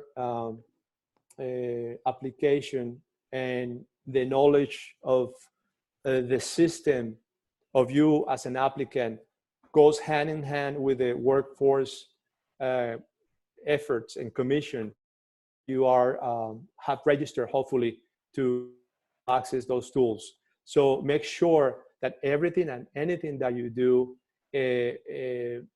has the ability for you to receive electronic correspondence. In other words, anything that will happen in your case as your case evolves, right? The main thing, or the thing that I noticed, I'm no expert on unemployment services, but notice is that they want you to engage in an active job search, and they want you to basically report to them your progress in order for you to be able to claim your benefits. So they want you to actively be engaged and do your part for them to keep giving you your benefits. So that's important that you utilize this part of the systems to make sure that communication, for whatever reason, something is not working out or something needs to change, that you know what's going on at every moment. Have some time to basically review all the information. This is an opportunity that the system gives you to review everything. Check the spelling. Make sure your email address is spelled correctly. Make sure that all your contact information, statistical information, anything about you, including the possible tax deferment, is added to this review section. Finally, claim confirmation. Make sure that you have a confirmation section that tells you right there and then with the number that you are actually relevant to the system and that your case is moving. Have an opportunity to keep up, print the pages and all the information that you have in case you need to access that information and provide specifics at a later time. I personally printed all the pages where I know that there are instructions or manuals or things that will help me deal with the process. Remember, these are unprecedented times, and not every single question can be answered by a live representative or someone on the other side. So the more information and the more organized you are with all the information that you need to have, the better. There's another thing called the waiting week, which is a rule that the commission imposes, which when you do your claim, you do your claim for 2 weeks at a time. So effectively, you get 2 checks a month, right? But when you start the process, they basically retain 1 week, and they call it the waiting week, okay? This waiting week is, I don't really know what's the purpose of it, but I know that if you exhaust benefits, the total amount of benefits that you were approved for a fiscal year, you're eligible for that. That means you did your work, you tried to find potential employers, you attended fairs, you are part of the Workforce Solutions database, you have attended a training of some sort, et cetera, et cetera. So you are eligible. So it's kind of like a reward for you doing what they assume you've done, okay? Also, when you have, for example, claiming for 2 consecutive weeks back to the job force, then you're also eligible for it. It's a way to incentivize the effort that you are inputting in trying to get another job. What are the eligibility requirements? Of course, we talk about registering for work, that you go to Workforce Solutions. They have an ample database with all kinds of opportunities and information at your disposal. I highly suggest that you do that. Also, your weekly search, your determination and discipline to keep doing this activity and keeping a record of it, because you never know, they can audit you. Of course, right now with the pandemic and the limitations that you have to actually embrace people personally or physically, there are some laxes in that aspect. But nevertheless, the system, once the pandemic goes away, when things go back to normal, you have to keep up with this. Also, it's very important to request your payment on time. Typically, the claiming day is the Sunday, the first Sunday of the quarter that you are trying to claim for the previous 2 weeks. And so if you do it on Sunday, you'll probably get your direct deposit Monday or Tuesday at the latest. I had it, and it was it's always very much on time.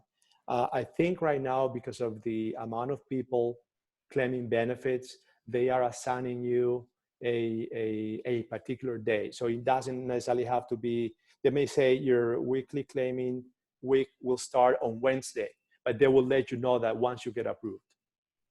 Of course, be physically and mentally able to work, and be available to work full time. The fact that you have to be available and able is one of the main things that the system wants or expects from you. So in the process, you'll have some requirements that will show to them that you are always in the mode of searching for work and available for work. It's not something that you do one time and then you don't do another. You may or may not, but you're only hurting yourself if you don't take this seriously. And I think this is a good expectation because it helps people get back to work quicker. Regarding the Texas Unemployment Compensation Act, TUCA, this is essentially the law about Texas unemployment compensation, right? Title 4, Subtitle A of the Texas Labor Code. They are the law. They establish the processes, the systems, the standards that we're trying to learn and to benefit from.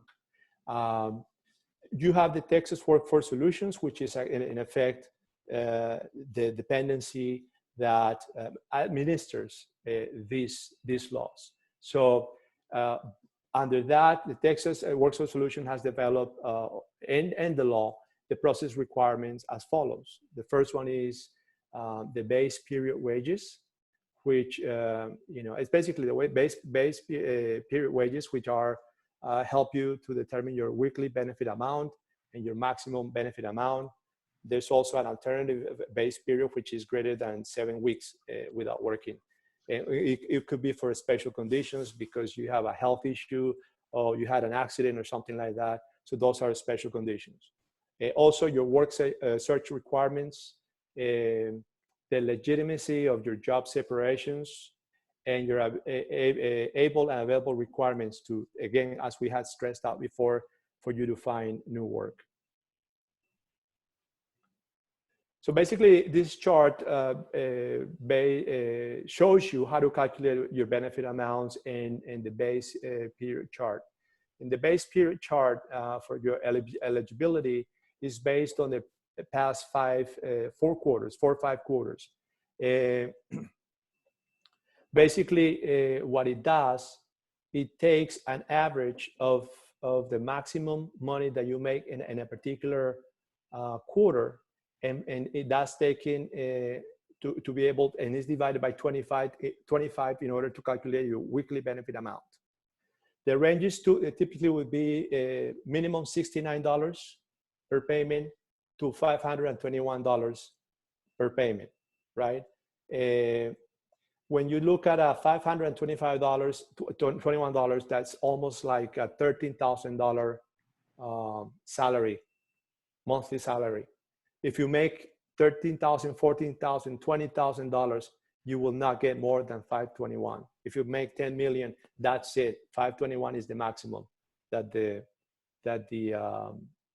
Texas Workforce Commission pays. Again, that's calculated by dividing the average of that quarter, whatever is highest in every of those quarters, and we'll see an example in the next slide, will be effectively in your weekly benefit amount. Your maximum benefit amount is the lesser of 26 times your weekly amount, okay? Or 27% of all the wages in your base period. Your total period wages will be 37 times your new weekly benefit amount since you last applied, okay? And you, in order to be eligible, you must have wages to at least for 2 full quarters minimum. So even with special circumstances, in order to be eligible, you have to have worked 2 full quarters minimum. So this is an example here of somebody that made this money in January, February, and March, and averaged this much money. Likewise, in the other quarters, you have these averages. The highest, of course, is this one. In order to determine your weekly benefit amount, you get $3,600, and you divide it by 25. That gives you your weekly benefit amount, okay? Your maximum benefit amount is going to be 144, which is the same as here, times 26. So they give you an extra one, maximum per base period. And that's per base period. The base period, of course, is 3 quarters. And your total benefit amount, which is your fiscal period, the total period, which will last you a number of months, never a year. Typically, my experience, could be 8, 9 months. It depends. It's that times 37. That gives you a total of this much money for the total base period. Second aspect of the requirements of Workforce Solutions for you to apply is if you lose your job, you're eligible because first, you have been laid off legitimately. Hours have been reduced. But there's no fault of your own. And you lost your job for other reasons. There are cases, those particular cases where in oil and gas, a company decides to close a division or decides to close operations where you legit can say that you lost your job for those reasons, and so you are eligible. If you quit your job, you lose eligibility because these are, again, also reasons, and believe it or not, people ask these questions and they don't necessarily understand why. But you lose eligibility because you want to stay home for personal reasons. You're not eligible for staying home for personal reasons. You want to stay home to take care of the kids. Although that's important, that's not necessarily an issue of the state. That's a personal issue, and you have to try to sort that out. You also stay home because you want to work on your own business. You know, there are people, believe it or not, that think that they're eligible just because they're working in their own business. Not the case.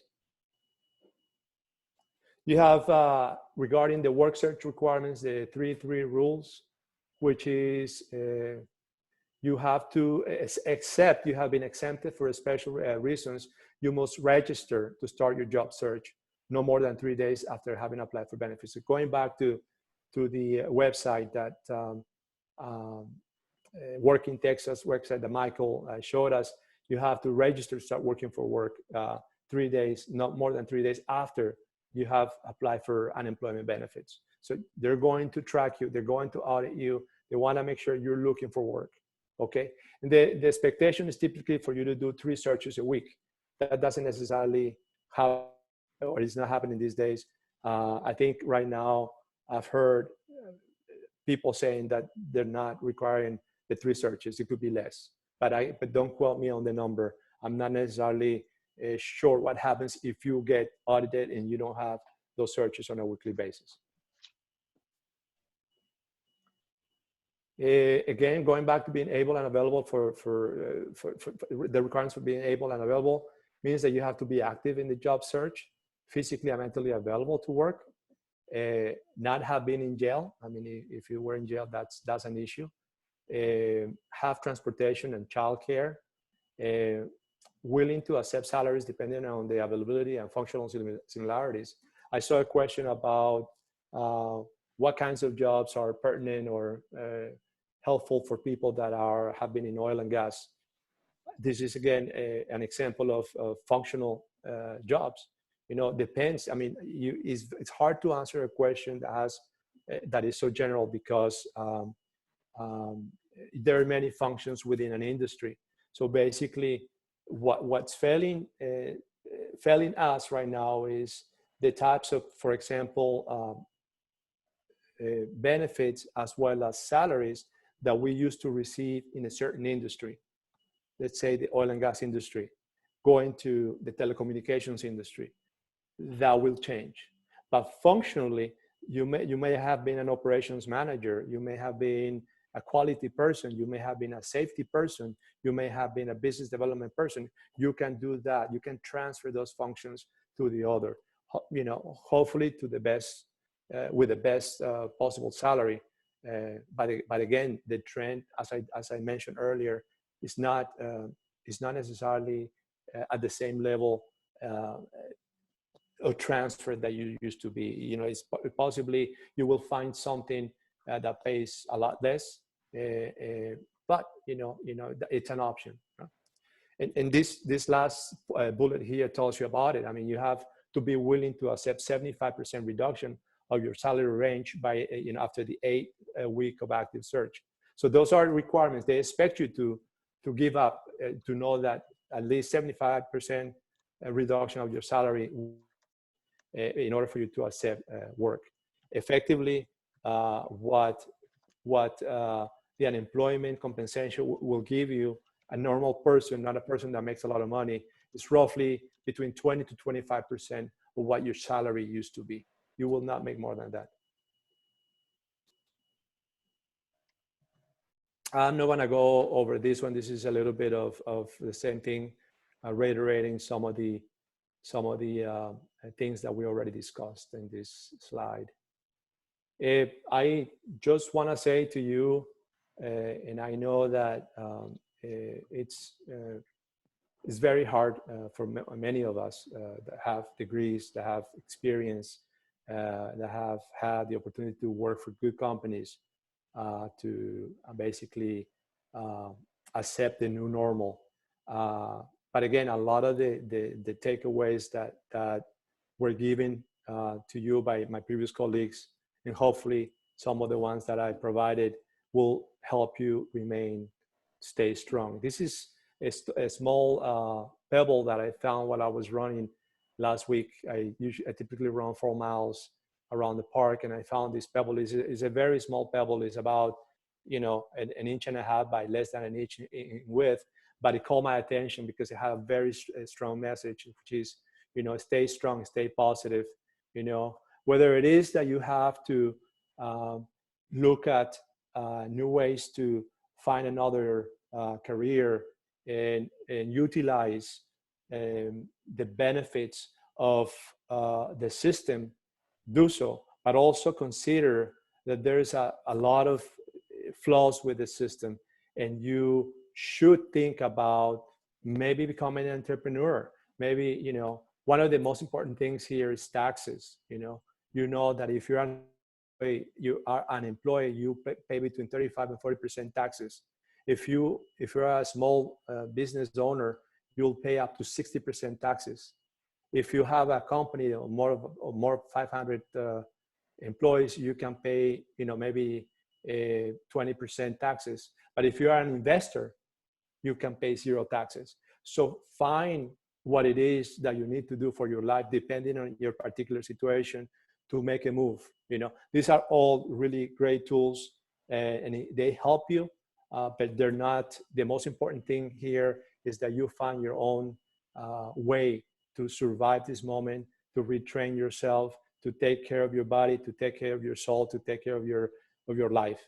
So with that, I say thank you very much for the opportunity, and I defer back to Alex for questions.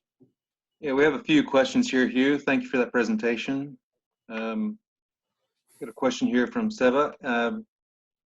Can we apply for benefits we have not yet filed tax return forms for 2019 or only for 2018? You can apply, but I am going to tell you that the basis for approval will be based on your tax return. So I would suggest to quickly talk to your accountant and send your taxes for 2019, and then immediately after that, apply. But do it first so that you can say that you've done it. At some point or another, the system will respond to you and hopefully favorably towards your particular claim. But you have to apply. That's the basis, not only to make sure you're current with your taxes, but also they take the personal information like your phone number or your email address to contact you. And also your current account number, because that's where they take it for them to do the direct deposit from filing the taxes. And we have another one here from Morris. Getting through to the TWC telecenter is basically a matter of luck, even though they are open 7 days a week. I've been trying for several weeks.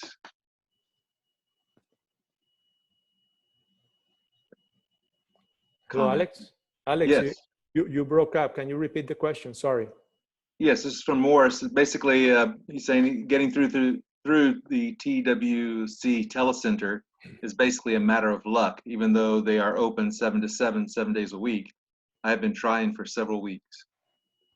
Absolutely. And I suggested that at the very beginning of the presentation, to be as accurate and as thorough with the information you put in the application. That's what this is the easy part, you know, just following the steps, because that will enable him to communicate with them. I think it's 10 times easier to communicate via email than trying to use the teleserve at the moment. He may get lucky and he may get someone on the line, but it's going to be a patience test. And I guess this is a response to Seva from Francisco. I'll just read it. I guess it was a question on the IRS. The IRS announced on April 1st that Social Security recipients and railroad retirees who didn't file a tax return for 2018 and 19 would not need to submit additional paperwork, such as the simple tax return, in order to receive a stimulus payment. If it's under normal circumstances, I think the taxes are important. But since this is a stimulus, this is a pandemic, I'm saying to you that a lot of these things have been lax because what they want to do is get the help to people as fast as possible. And I agree with that. I don't know the details of the section for those particular guys, but I do believe that what I've seen so far is that there are many of the rules that have been in place have been laxed for people to be able to get the benefits as quick as possible. In other words, in some cases, you can apply for benefits and provide documents after. You know, the Texas Benefits Program does that, for example. If you are a person that is looking to get help, let's say SNAP or, you know, any kind of supplemental help, they'll do that. They'll give you the help and then they'll ask you to submit the paperwork.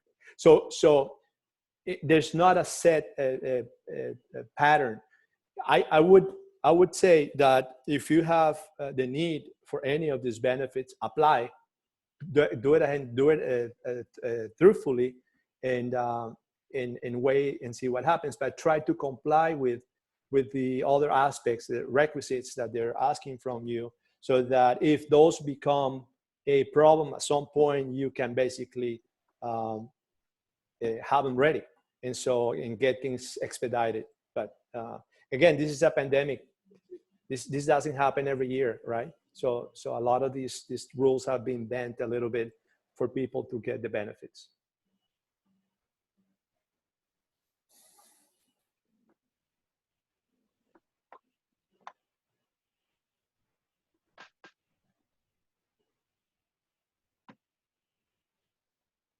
My mouse is going a bit.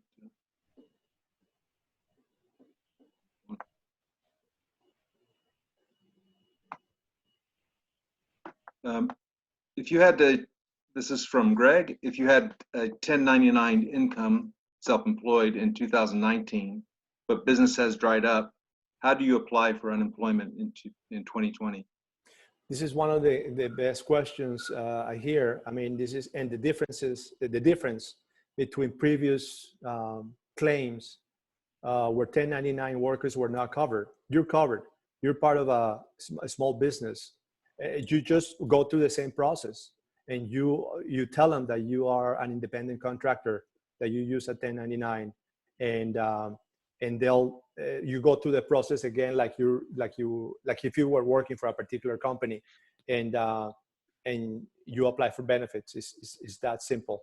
I don't recall the exact page for independent contractors, but if you look at the tutorial to apply for benefits online, it will tell you.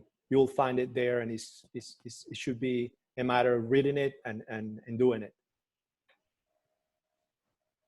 Okay, and this is a question that but I believe you answered it in the calculation. But in my last corporate job was in 2015. My total unemployment compensation was less than a month's salary after 8 years of service. Is that typical? Yes. Yes, it is. I just thought it was very insignificant, very meaningless, but. And this is one of the reasons I stress to people that, yes, these tools are there. When you are in oil and gas, you're a petrochemical consultant, you have degrees, you spend a lot of time in school, you've done all these things, and all of a sudden you're out of work just because the board of directors decided to let you go, or because the economy is not sustainable. You need to figure out what to do with your life. And yes, the unemployment compensation system, the workforce solutions system helps greatly. I will not deny that. There's a lot of benefit in that. This particular pandemic was a catalyst to help, the issues we have had for the past years.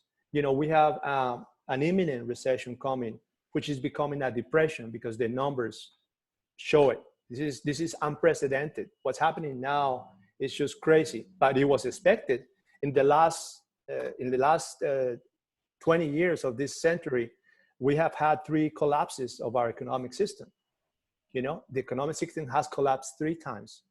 .com 2000, the subprime mortgage in 2008, and now the coronavirus collapse.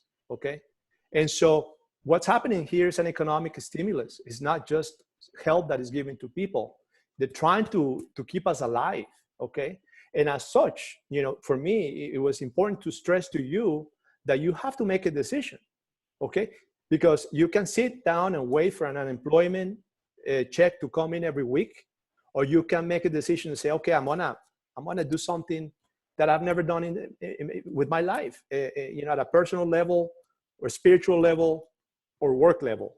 You know, be an entrepreneur and create something, do it yourself, right? This is what I see now. It's just not something. The amount of money. I mean, I was exactly feeling the same way when I saw what the benefits, what I used to make, and what the benefits were like when I got my first paycheck. I couldn't believe it. But it is a transfer of wealth. It is. I think there are better ways. There has to be better ways where the government and the private sector have to get together and help the people, you know, improve their lives. It's just, you know, these are good things. These are good things. And what we presented today is good. But you have to assess your own situation and what it is that you want to do with your life to take the next step.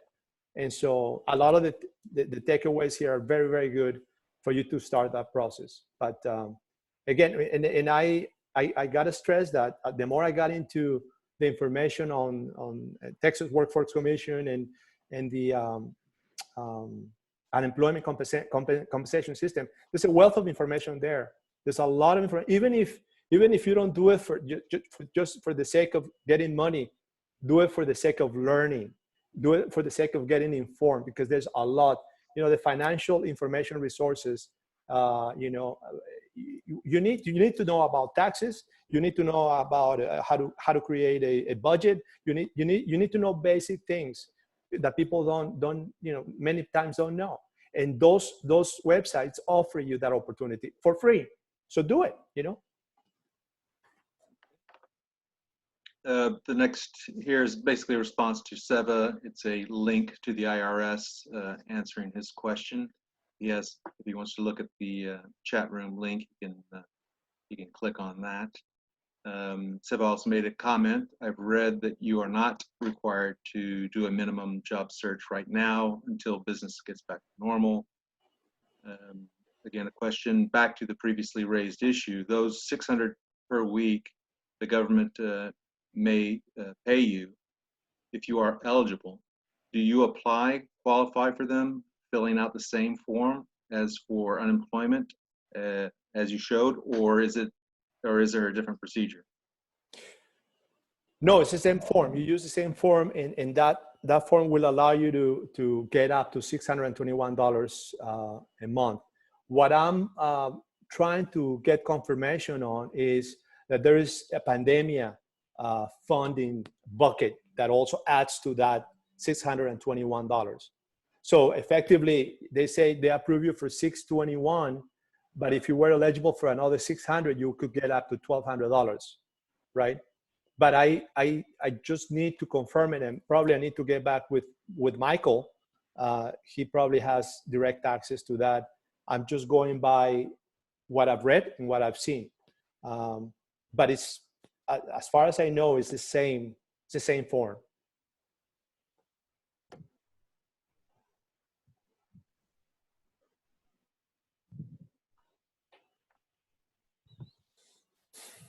Yeah, there's just a request here from Ben. You know, he enjoyed the presentation, and he would like some contact information for possible follow-up.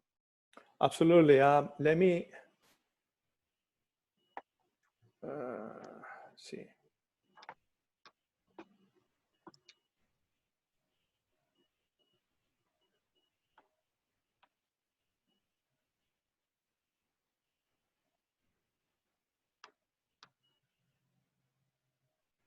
So I guess I'll have to stop sharing in order for send it through a chat, or No. no. How do I send it? I want to send my You're welcome to unshare, Peter. Okay.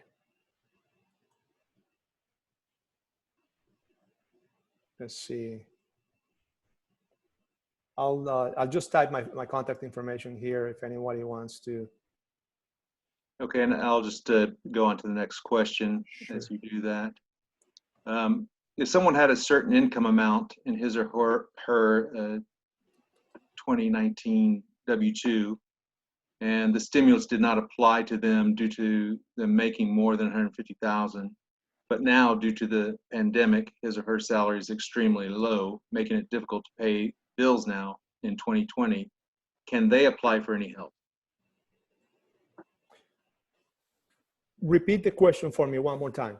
So if someone had a certain income amount in his or her 2019 W-2, and the stimulus did not apply to them due to them making more than 150,000, but now, due to the pandemic, his or her salary is extremely low or extremely reduced, making it difficult to pay the bills now in 2020.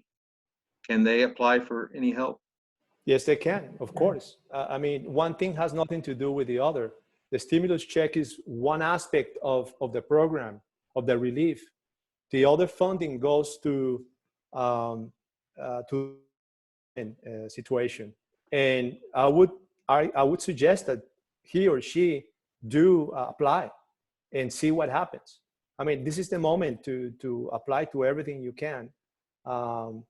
Because everybody has been affected. This is something that is happening to all of us. And irrespective of how much money, the other were guidelines to be able to apply for the stimulus check. So it's one thing the federal government implements so that they can have more money to give to people that may need it more, that maybe make less than those thresholds, as our colleague Francisco showed us. But that doesn't mean that within the other allocations, a person cannot apply. I would suggest that he or she do apply. Greg's asking if there will be copies of the presentation. I believe we're recording this, correct? That's correct. Everything is going to be put into the Pay It Forward Networking Program's YouTube channel, and you will see the presentations there. Another one here from Seva. If the rent still goes up, just wonder, do apartment complexes get any financial compensation as businesses? Depends on how creative those businesses are. I mean, they are businesses as well. And as long as they meet the guidelines of the programs, I'm sure they can. As it relates to her being a tenant, I think this is always healthy to be able to discuss with your landlord if there can be ways to reduce the rent or prolong the payments for the rent. You know, it's always a way, because I mean, everybody's being affected. I'm sure the landlord doesn't want to lose a tenant just because that person cannot pay at the moment. It's maybe more costly for the landlord to lose that tenant than to work something out for that tenant. So everything is possible. Okay, general comment from Hernan Vaca. This is an excellent program with excellent presenters. In retrospect, being associated with a company typically included timely human resources presentations such as these, whereas for unemployed, there is not such convenient benefit. To that extent, PIF is providing excellent resources to supplement this missing benefit. Thanks. Got a question here from Carlos. The presentations are being recorded and will be available to the PiFNP YouTube channel. You can get that on. Jorge, have you heard about the grant from Harris County that ran out of funds? Is that question for me or for? I believe so, or anyone that he's basically saying, have you heard about the grant from Harris County that has run out of funds? I haven't. I don't know if anybody else has. There that I know that recently ran out of money. I think one was about mortgages. I know that there was another one that ran out that they had tried to extend the PPP, the Paycheck Protection Program. I've heard about them, don't know if there's any more coming, but I mean, there's always speculation that there's going to be waves of help that are going to continue to come down. But yes, I was aware that a couple did lose all of their funding. And if I may add, I think you have some employers that are starting to return funding. You're having employers that are starting to return stuff that they didn't need, stuff that they over calculated for. So we may see some additional people getting called that were on the waiting list as well.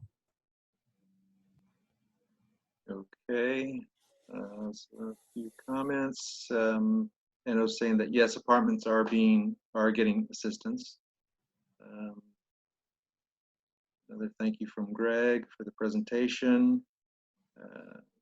Response from Francisco to Carlos: according to stimulus calculator, 150,000 will not get a check as long as the person is still employed.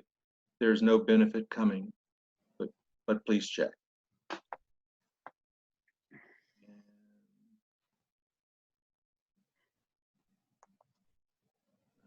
Seems to be an add-on to a comment, or he was basically saying, especially for this was especially for small business owners, self-employed.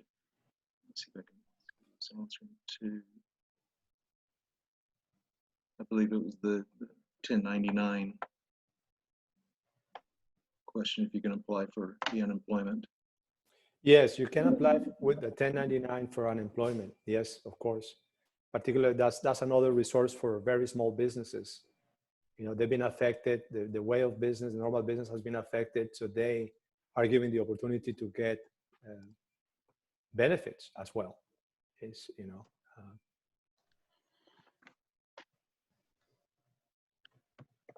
Okay, I don't see any additional questions unless anybody else wants to ask anything from our four presenters. Yes, No. I do have, it may be general questions either to Michael or to Hugh. I know, first one is to Hugh. You mentioned that unemployment rate in Texas is 4.7% probably. What is the unemployment rate in Texas for the oil and gas professionals? Is there any statistics for that? I'm sure there are. I owe those to you. I'm sure the Department of Labor Statistics will provide that. But as you know, Salim, I mean, a lot of us have been let go, and it's pretty high, you know, particularly on the more seasoned professional side is high. I've seen a tendency of replacement of baby boomer generation people with millennial folks, and simply because of economics, because it's more profitable for the corporation to do that, not because anything else. So it's harder on the older folks because it's you have this wealth of knowledge and experience that you can basically apply, but at a much lower remunerated level. If you're willing to do that, hopefully you have had a full you have fulfilled your life.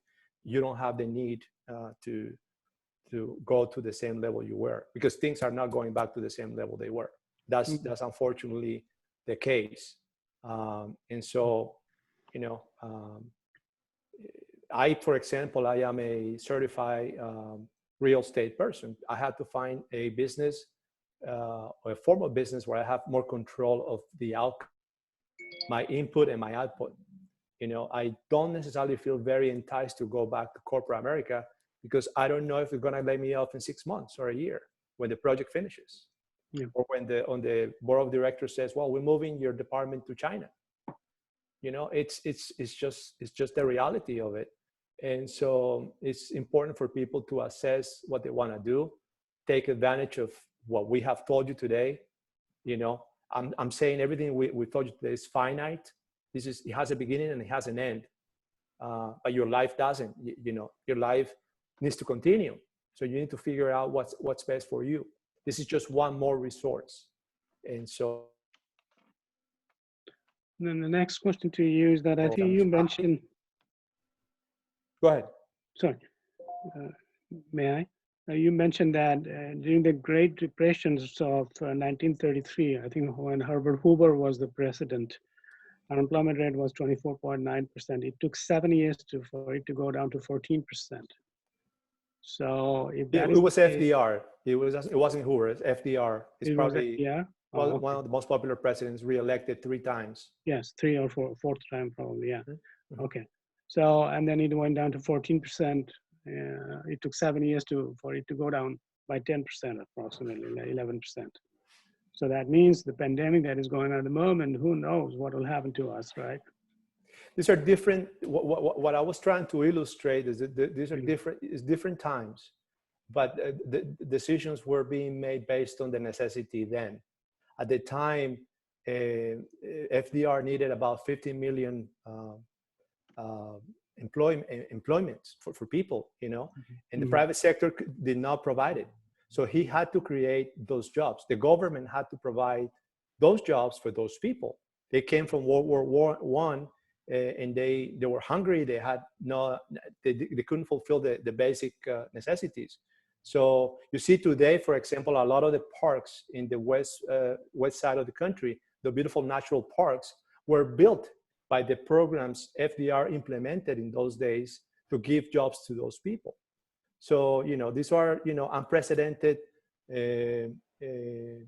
decisions that had to be taken to help the people. You know, if we rely strictly on corporations to help us, if it's not profitable for them, they're not going to take the steps. Even you heard about the case of that meat market company that has been ordered for the employees to go back there, irrespective of the spike of. So they have to they have to go back because they need that meat packing company to produce the products, and at the expense of the employees getting infected and taking those infections to their homes, you know, and that is a fact. I mean, otherwise, if they don't go, they can get arrested. What we don't see is the government telling those companies, hey, improve the safety, the quality of the safety in those places, so that they don't want to invest in that. So they're interested in the profit. Everything's about the profit, not necessarily human lives, and that is what is unfortunate, right? And so again, this pandemic has exacerbated issues that our economic system has. I'm critical of it because I think we can do better, and I have reaped the benefits of being in corporate America and having a great salary and having all the perks myself. Okay. But I recognize that it has profound flaws that is not something that, you know, affects everyone in the same way. You know, a lot of people don't have a choice, you know, most of the people affected by these shortages of work are people that have simple jobs. They're waitresses, they're people that park cars, they're people that, you know, and so all the weaknesses of our society are getting hurt by what is happening right now. And so, you know, I particularly, you know, invite the most vulnerable people to use everything we're told here today, because it's helpful. It's not enough. It's never enough. I mean, it has a lot of flaws, to be honest, and it's finite. It's going to end, but at least it's something. Yeah. Are others have questions to any of our 4 speakers? Please speak up. You can unmute and ask questions. Then mute yourself back when the question is answered. You're more than welcome to turn on your video as well. Yeah, this is me, Jorge Pinal. I just sent a private message to Michael Gutierrez. Thank you. You're off. Your microphone is off, Michael. What question do you have, George? The question is if it would be possible to have a one-to-one conversation later on. Yeah, if it's about anything that I discussed, if it's about unemployment, I'm not allowed to answer questions about Correct. employment questions. So whatever you'd like to have a conversation about, as long as it's in regards to the job search or work in Texas, I can. Yes, definitely. Is to get a job, not to nothing else. That is the number one necessity today. Absolutely. Or priority. Thank you, Michael. You're welcome, George. I don't know.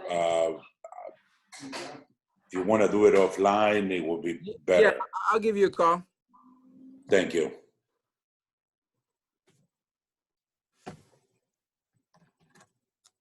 I have another question. That is that you mentioned the way unemployment benefit per week is calculated is based on what you have earned in the last quarter and then divided by 25. That's how the number comes up to be. And it is only provided for 37 weeks. If in that 37 weeks, the guy is strongly looking for a job and found nothing, what happens after 37 days? He goes to what? Yeah, it's basically the wage period is 4 quarters. It's a full year of work, and they take the average of salary during every single one of those quarters. So they pick the quarter where you made the most money in average. So 3 months, and that number is divided by 25, and it gives in a weekly amount. Okay.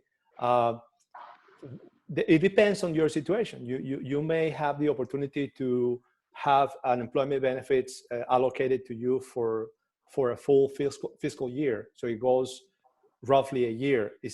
They probably will run out before the year is over, time-wise. If you have a legitimate process, and that's why it's important to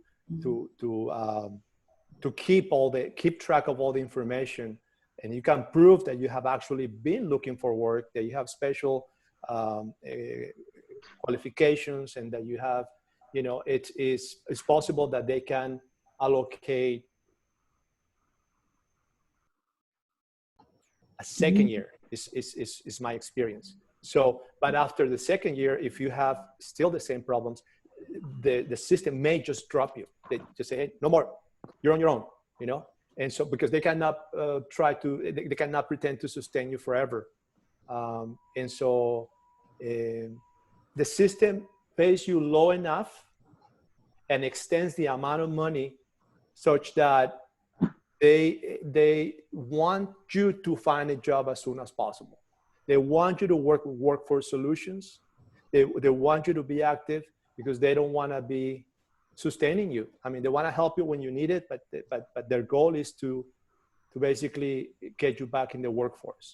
And unfortunately, that is not happening.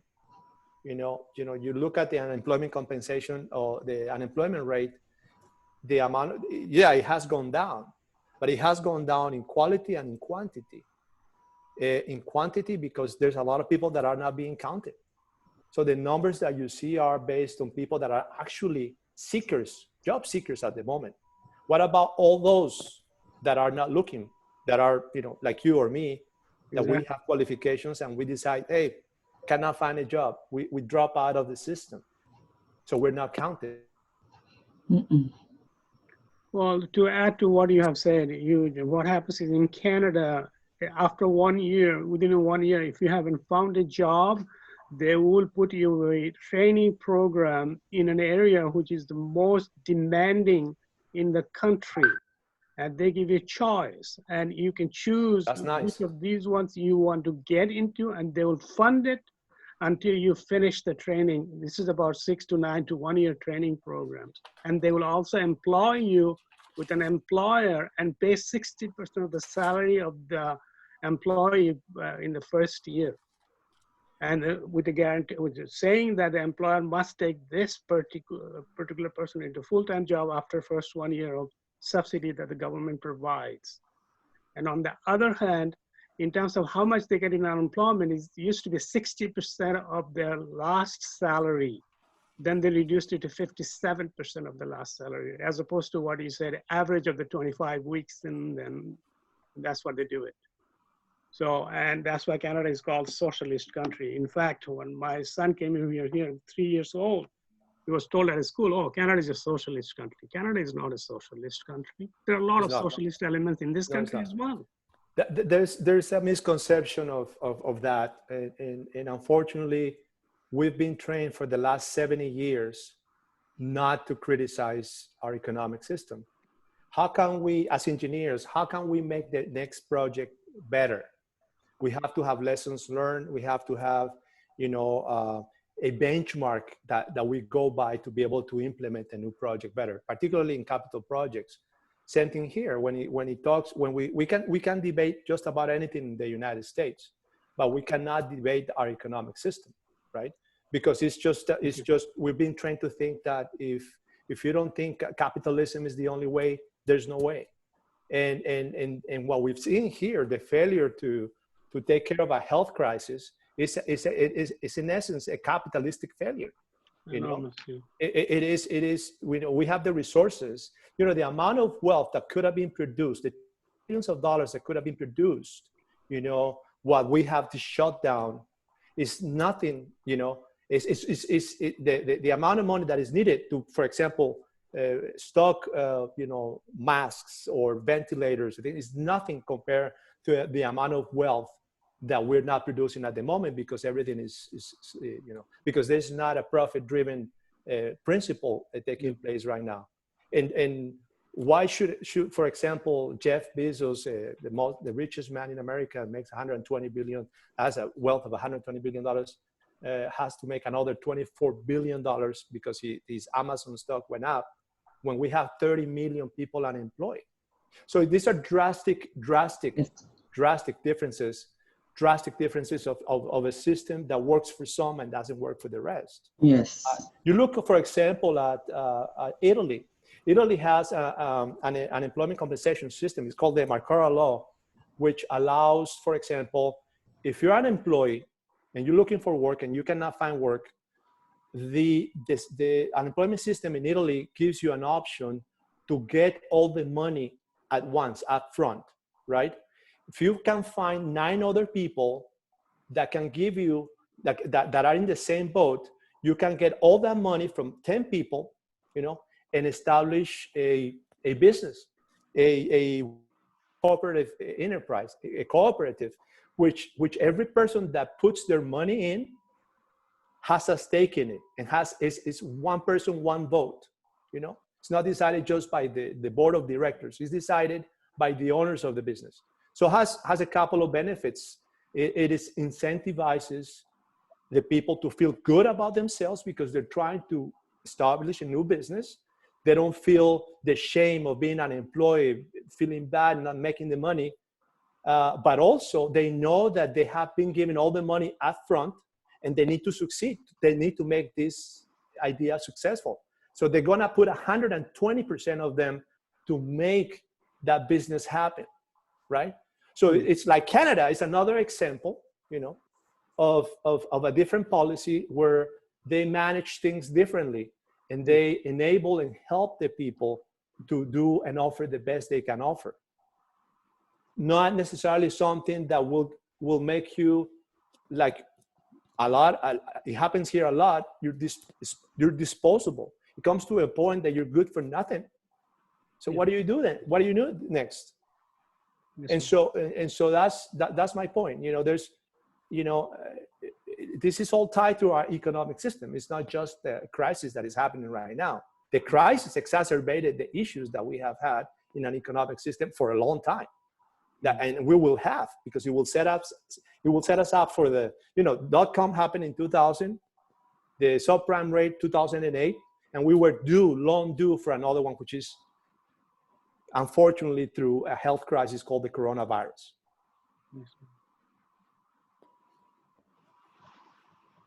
Any other questions from anyone else?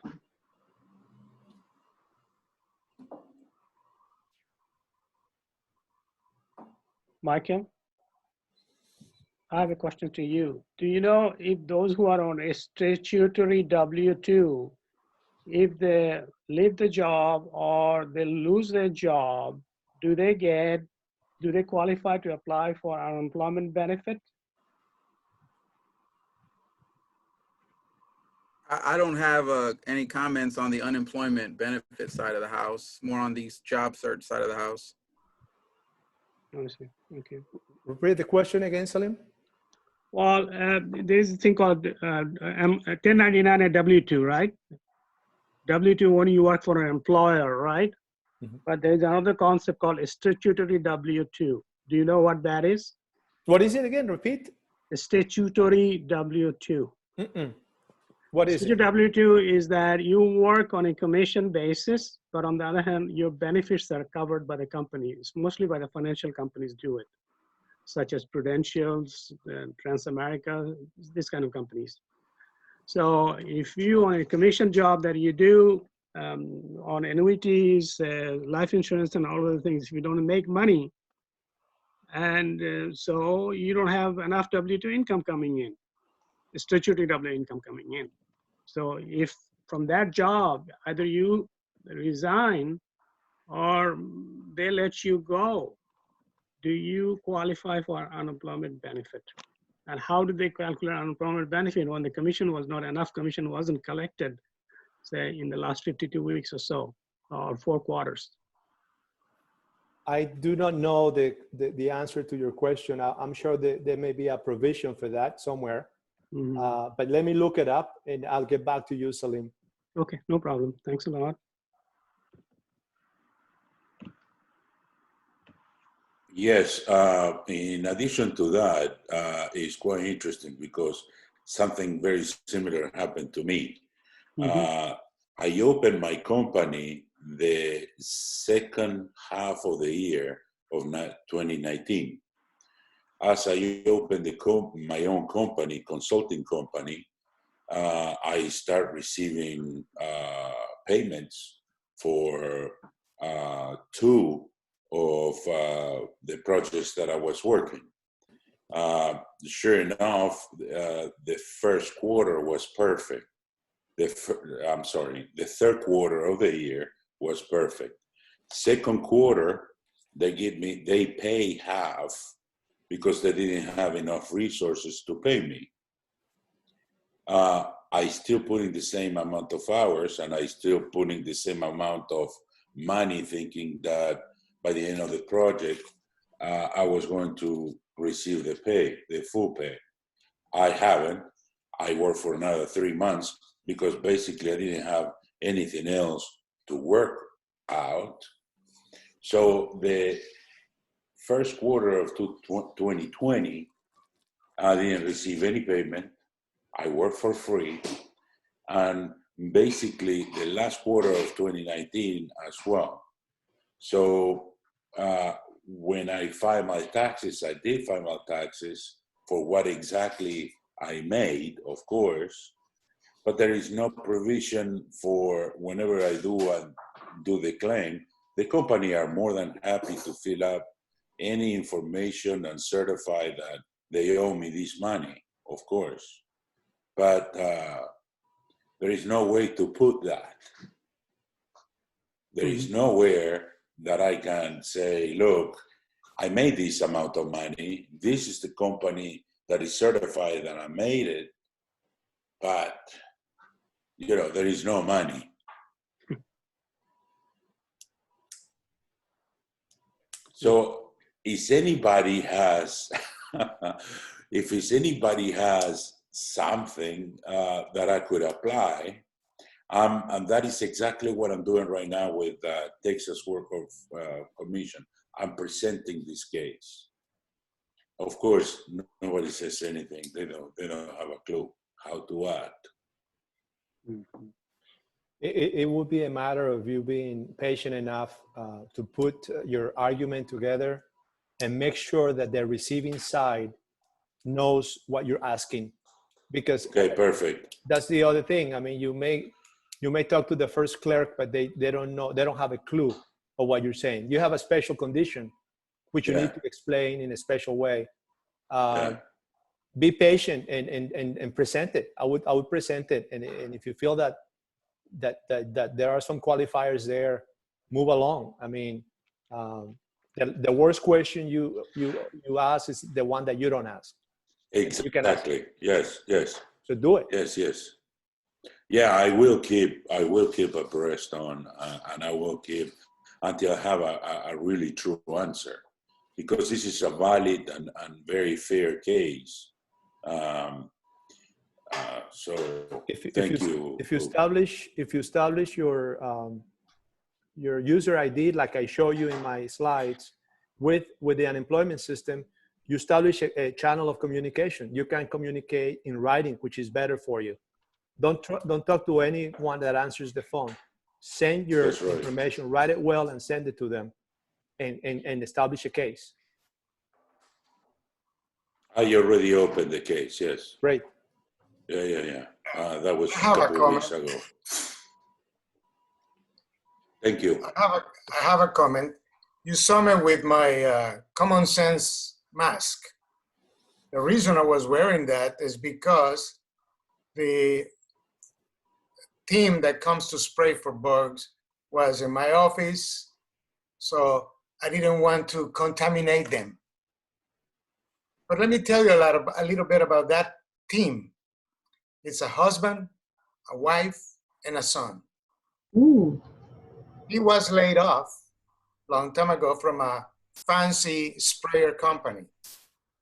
He decided to start his own company. His service is marvelous, excellent price, and guess what? They're making it. So it kind of comes along to what Hugh said earlier. Go reinvent yourself. If you're not getting what the government should give you, well, you can always crawl and die. Or you can do like this family did, reinvented themselves. And they get in all kinds of clients. I refer them any chance I get. So let's think about our position today. Okay, so if you're unemployed and you're not getting what you want, do what Hugh says. Go reinvent yourself. There's something that you can do, because these benefits are not staying. They're for a short period of time because we messed them up before this government. We used to have people in unemployment for a long time. At whose expense? It wasn't the government's expense. It was yours and my taxes. Well, we messed that up. So let's go reinvent ourselves. Absolutely, Francisco. Completely agree. Great example.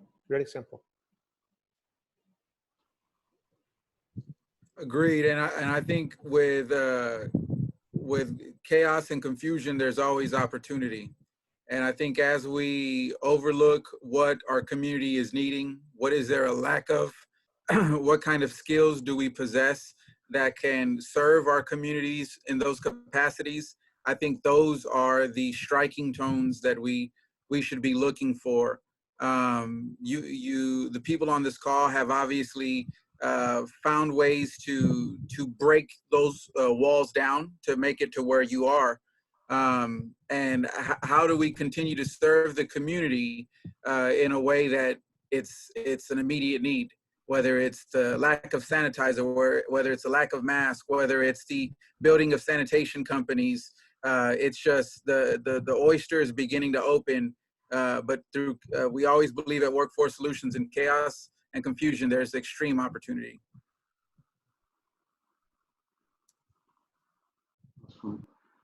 I also want to mention that if you go to Work in Texas, the website, and I'm going to try something here. Let's see if that works. Let me see if I can share with you my screen. But if I can't, I just want to say that there are some assessments on Work in Texas because this is the time where you need to identify what are some of your transferable skills, what are some of your abilities, what are some of your passion, your motivation. Sometimes it's not only a process to redefine yourself, but to recognize yourself, to know who you are, what is your essence. So sometimes these assessments may give you some ideas of what you're good at or what you can be, you know, what are some industries that you can explore, and everything is right there. I'm not able to, for some reason, I'm not able to see it because I'm on the employer side of the Work in Texas website. But if you register as a job seeker, you're gonna see a whole list of assessments that you can take on your own time and start collecting that information.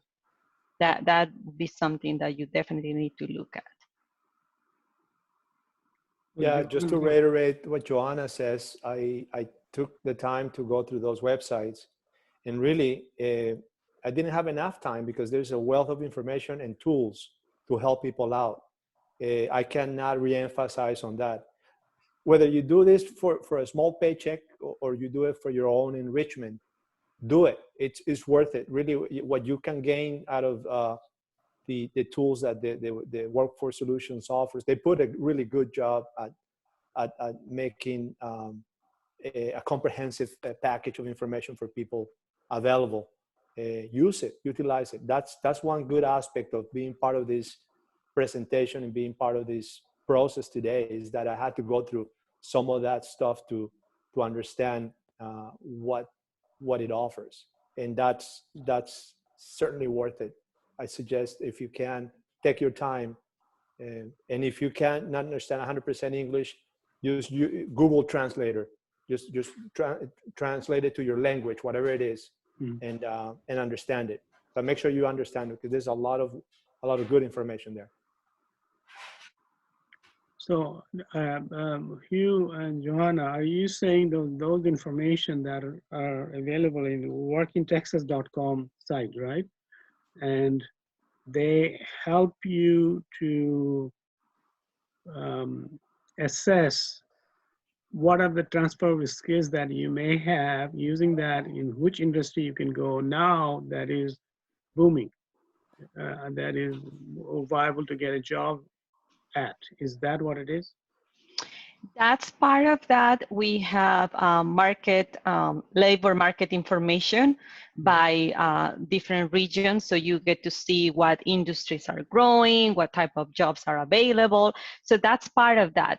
I'm still gonna show you so you get a better feeling of what it is. It's in Spanish. I don't know what I did. I was trying to play with it because I'm as an employee, you know, I'm as a Workforce Solutions staff, I have access to other things.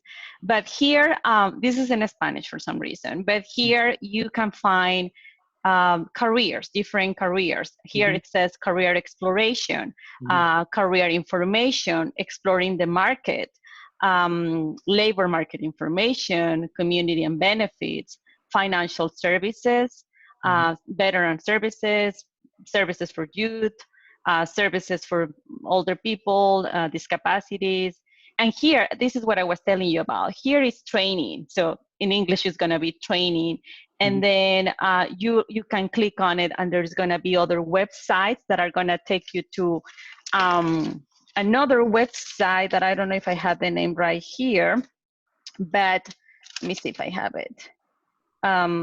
It's like an internal provider that they will ask you to register again so you can have access to all those resources, including practice tests for American citizen, or, you know, it's just a lot. I mean, you can definitely stay there all day long and you're gonna find more and more and more information on it. So the invitation is to register and work in Texas, take some time during the day, every day, and start exploring some resources, some tools, because even if you decide to transition into a totally new industry, it'll be good for you to start reading some job descriptions, to see what jobs are available, to see what are the requirements, so you can do research on that new industry that you want to transition.